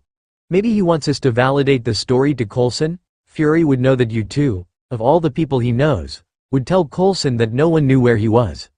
This way, you're likely to play along with what he believes, and confirm that Tahiti is where he was. Somewhere in there may be the truth, but there are a lot of unanswered questions, and far too many shades of gray, not to mention red. The doctor nods, but his eyes are curiously intent. Good. Things are coming back, then. What do you remember hearing about the battle for New York, while you were in Tahiti? You were in a coma while it happened. But your therapists would have talked about it. We're trying to connect dots here, so try and remember. Phil is stymied. Battle? New York? He frowns. Nothing, The doctor nods knowingly. His voice is firm. That's understandable. All that is secondary memory, since you weren't there for it. You were in a coma, after Loki's attack. It looks like that's what you've lost then. The things you learned after you woke, and while you were in rehab, in Tahiti. Phil is concerned. How can he do his job, if he doesn't, but the doctor is ahead of him? A good man, understands what it means to be in S.H.I.E.L.D. Fury hires the best. Never mind, agent, we'll show you the tapes. Catch you up, until your neurons make the connections themselves. You will need to know everything that has happened, if you want to return to work. I hear the director has plans for you. He hesitates a fraction. You do want to go back to work for S.H.I.E.L.D., don't you? Phil gives the matter some thought. Agents have handed in their badges for injuries far less traumatic, been given a handshake and a decent pension. He could go too. He tries to remember the name, her name, the place she went. A discussion he had with Pepper Potts? Why does he remember the discussion, but not what, who, it was about? There was a woman. S.H.I.E.L.D. is the one constant in his life, his foundation, his bridge to who he is. Leaving? Not an option. Show me. Teach me. I want to remember. And so Phil watches clip after endless clip, Amateur and CCTV footage of the most stirring heroics imaginable. Captain America in action. He lingers over those ones, even replays a few when the nurse is out of the room. Watching, learning, being awed by the impossible that no longer is. Thor and Iron Man, flying. Suddenly, he remembers his discussion with Thor, the genial yet fierce god of thunder, who had called him son of cool, and talked about bilgas snipes. He can practically feel the synapses firing now in his brain, neural pathways being knitted together. Things come back, things he remembers, and thus doesn't need to see, the engine burning. Chaos on the bridge, agents, dead and dying. Barton's arrows. Clint Barton. So much more than a mere sharpshooter with a smart mouth, even if he'd be the last one to see that. A general, leading an army. How did he die? Or, did he? The Hulk, so unlike his shy alter ego. A mindless beast, they'd called him, but rampaging with a purpose, just like he had in Harlem. Fury had been right, after all. Then, suddenly, Black Widow and Hawkeye, fighting side by side, as they had in Budapest, in Chiapas, in Abidjan. So he came back from under Loki's thrall. How? The human mind is an amazing thing. But why hadn't he come to visit Phil in Tahiti, or now? Why had none of them ever come? It's been weeks, months. Oh, well. Probably busy, or on a mission. S.H.I.E.L.D. is like that. And with all that's come to light. Another vid he replays a couple of times is Maria Hill's testimony before the council. A nuke against Manhattan? The director must have been livid. Phil smiles as he imagines Fury's reaction. He can afford to smile. New York is still standing. Stark. Who knew the man had it in him? He probably still doesn't know Phil's name, would still brush him off like so much lint, but that's okay. There are different rules for genius, for heroes, and Stark delivered when he had to. Phil makes a note to tap into the Level 8 files on that nuclear strike order, though, and on the council's decision to reinstate Barton. Something tells him the two issues may be connected. The council is not known for gratuitous altruism. They would have wanted a scapegoat, a diversion, and Barton was a sitting duck. The whole thing smells like a horse trade. Fury is good at those. Yes, Phil is starting to think for himself again. The dots are connecting. He can sense it and it feels good, even if the pictures that emerge aren't pretty. Fury has promised him a new assignment when his rehab is complete. Hill should be there with the details SN and Romanoff, of course, but it will be fun to break in a new team, to learn new people and raise them to their potential. Phil wishes there was a way to feed memories directly into his brain to speed things up, though, so he can close up the gaps faster and get back to work sooner. There's a lot to take in and he tires easily. A shortcut would be nice. He taps the screen for more. At least his memories of Tahiti are clear. He would really hate to lose those. It's truly a magical place. Winter, early spring. Word of Coulson's new team has been trickling through SHIELD's firewalls. Elusive, they are. Mobile. Touching ground only rarely. News of an alien virus. Alien artifacts. A new form of super soldier. Like the one Stark had chased. Background noise to Clint's own assignments. Life moves on, and lives like theirs move quickly. He'd missed Coulson at the hub by a few days once. Quite a ruckus, that was. He'd had a brief chat with May, once, when he'd found she'd moved jobs, but she'd been pretty closed-mouthed even for May. Sidwell had hinted at a meeting somewhere though, all hush-hush at Coulson's request, just a few days ago. So when the call came, it had been a surprise, and not. Clint isn't sure if it was a welcome one yet. Too much unsaid, too many things left in the shadows, since. Why now? Coulson is already there when Clint gets to the little outdoor cafe, sitting in front of 2 beers, waiting.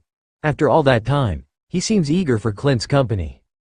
Clint takes those last few steps, wondering what he should say. He peers up at the patch of sky that's visible between the buildings, over the top of Stark Tower, where gray clouds are starting to move in. The cafe where they'd agreed to meet, Neutral Ground, is a couple blocks away from Stark. No, Avengers Tower. The little place had been right in battle central during the Chitauri invasion, closed for a long time while the city healed. But precisely because of that, it's become quite popular.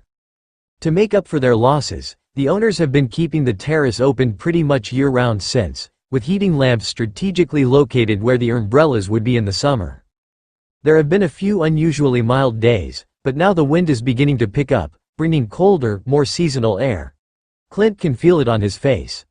New York is not yet done with winter. He pulls up a chair, metal grating on stone, storm coming. It's as good a conversational gambit as any, there's always a storm coming. Coulson's voice is its usual bland self, but there's a new tightness around his mouth and a guarded tone in his voice that wasn't there before. He's not talking about the weather. Shit. Clint had hoped this might be easier, the first time they actually get to sit down face to face, after months of near misses in the field and at HQ. Yeah. Lots happening these days. Coulson shifts around in his seat a bit, and Clint realizes he's maybe not the only one who feels awkward. Why'd you pick this place? Coulson gestures vaguely around them. The terrace isn't full, but there are people at more of the tables than you would think given the season, all looking up at regular intervals. Clint shrugs. Cap likes it here. It's open, busy but quiet. People don't bother you. They're too busy looking for Stark flying out of his lair. The odds are pretty good these days too, what with their place in Malibu still out of commission. Coulson nods sagely but doesn't say anything, and so Clint adds, plus, one of the waitresses has her eyes on Rogers and gives us free refills on the coffee. Truth is, Clint would actually have preferred coffee on a chilly day like this, but he knows a gesture when he sees one and picks up the one Phil had ordered for him. He takes a sip and clears his throat against the threatening silence. Glad you called, Phil. He hopes that doesn't sound as awkward as he feels, being here with the man for whose temporary death he still feels responsible, regardless of what Tasha or the shrinks might say. It's been too long, Coulson agrees, and then he smiles a little ruefully. Sometimes I have the feeling S.H.I.E.L.D. has been keeping us on different sides of the planet deliberately. Work.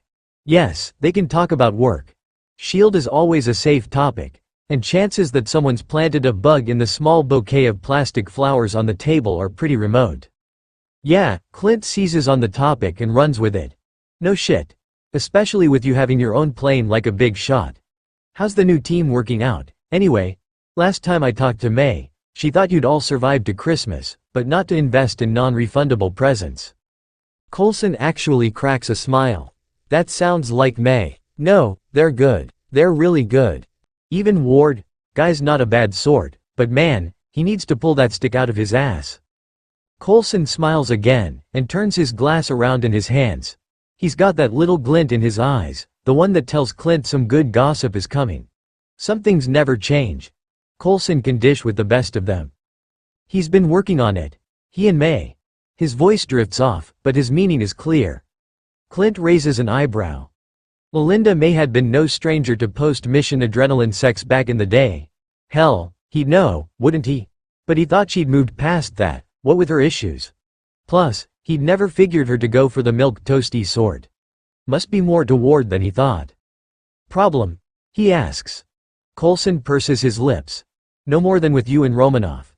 At least they got it out of their system without feeding years of illegal speculation and gambling on government premises. Clint raises his hands in surrender. Fair cop that, really. Coulson tips his beard to him and changes the subject. They also gave me a couple of rising stars from R&D Fitz and Simmons. They're not Stark and Banner, but they are very, very good at what they do. Clint hasn't heard of Simmons, but the other name rings a bell. Fitz. Is he the guy who designed that grappling arrowhead? I owe him a beer. I'll tell him you said that. Coulson smiles fondly. He and Simmons are desperate to meet one of the Avengers, you know. Clint snorts. Yeah, right. People lining up to meet him. That'll be the day. Last time that happened, he was with Carson's Traveling Wonders, and look how that turned out. But Coulson is not so easily deterred. So is the new girl, Sky. You'd like her, Barton. She reminds me a little of you. When first you came in. No respect for authority or protocol, and talks back a lot. Prettier than you, though. It's Clint's turn to tip his glass. Touché. Where'd you find her? Don't remember her coming through S.H.I.E.L.D. training? She found us. Beyond that, it's need to know, I'm afraid. Clint shrugs and takes a deep draught of his beer, letting it run down his throat. Par for the course, secrecy is what you sign up for when you join a secret organization, and if Coulson says he doesn't need to know, he doesn't. Stark would be on the next terminal within seconds, hacking away just on principle, with Natasha handing him a USB stick. But Coulson clearly feels like he has to make amends, for what under the circumstances could easily be taken as a lack of trust. Neither of them is particularly good at filling uncomfortable silences with small talk, though, so the next thing comes out pretty awkward. "What about you? Keeping busy with the Avengers initiative?" Clint shrugs. "Not really. Been working mostly assignments. Saving the world level shit doesn't happen too often. You should be grateful." "Maybe. Wondered why Nat and I didn't get called in when Stark had his argument with the Mandarin, though, or when those elf things tried to put the meantime back into Greenwich." Clint snorts briefly. "Although I did get asked to bat cleanup for that one. Some overgrown iguana that crawled out of a spatial rift and threatened to eat the Queen's corgis." Coulson nods sagely and Clint stops for a moment to signal the waiterfongs are loosening up. "So what's your official mission? Or is that need to know, too?" Coulson considers the question, no doubt running through his terms of reference to check for the "Don't Tell Barton" tag. There doesn't seem to be one. "We're trying to stop technologies, or people, that could put the world into another situation where the Avengers would be needed. It's essentially a game of whack-a-mole, with higher stakes and better mallets." "Sounds like fun. You need an archer?" Clint can't quite keep the longing out of his voice. "Not that I'm bored, exactly, but fact is, the council still doesn't trust me. And after that shit with Loki, who can blame them?" He's looking for a reaction from Coulson, but it's not happening. The man has a faraway, distracted look in his eyes, unusual for someone normally so sharp. The look could mean anything or nothing, and so Clint decides just to put it on the table, that thing he's been wanting to ask ever since he learned that Coulson had come out of his coma. It's been a long few months. "Would you trust me? I mean?" Clint peers at Coulson over the rim of his beer glass, to gauge his reaction. It's out now and can't be taken back, not that he'd want to. It actually feels good just having asked the question. Coulson, of course, is not stupid and will know what he's really being asked. But his answer, for all that, takes Clint by surprise. "Trust you? Absolutely. Why wouldn't I? Certainly more than I trust myself." For a moment Clint wonders whether that's supposed to be a compliment of some sort. But Coulson isn't one to say stuff without every word meaning something.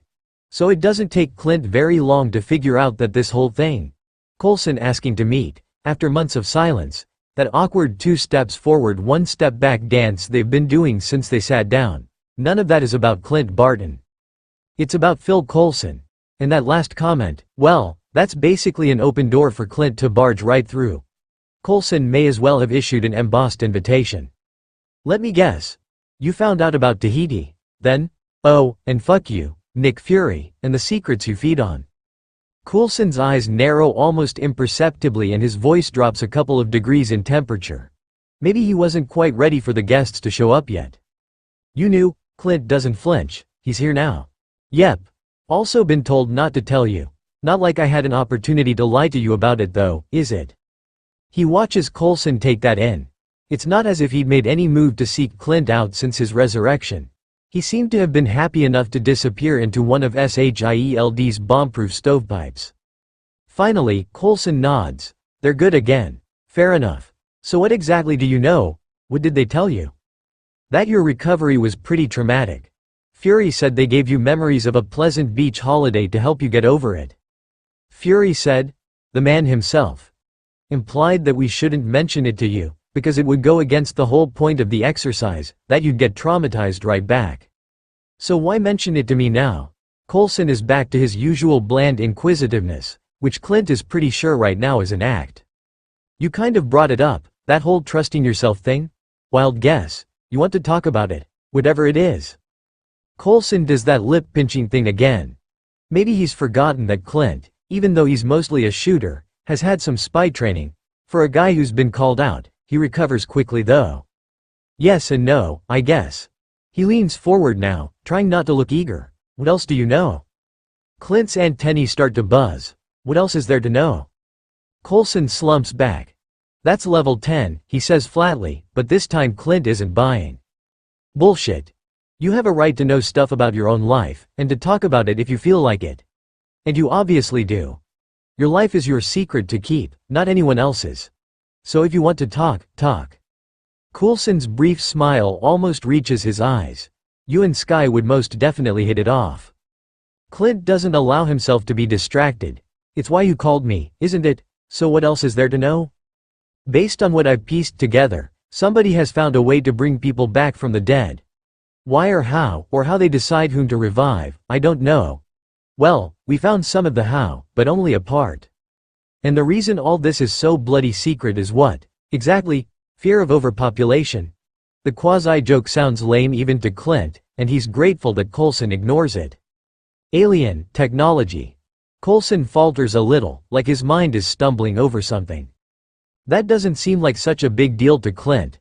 Half of SHIELD's manpower seems geared towards recovering and analyzing shit the Chitauri left behind.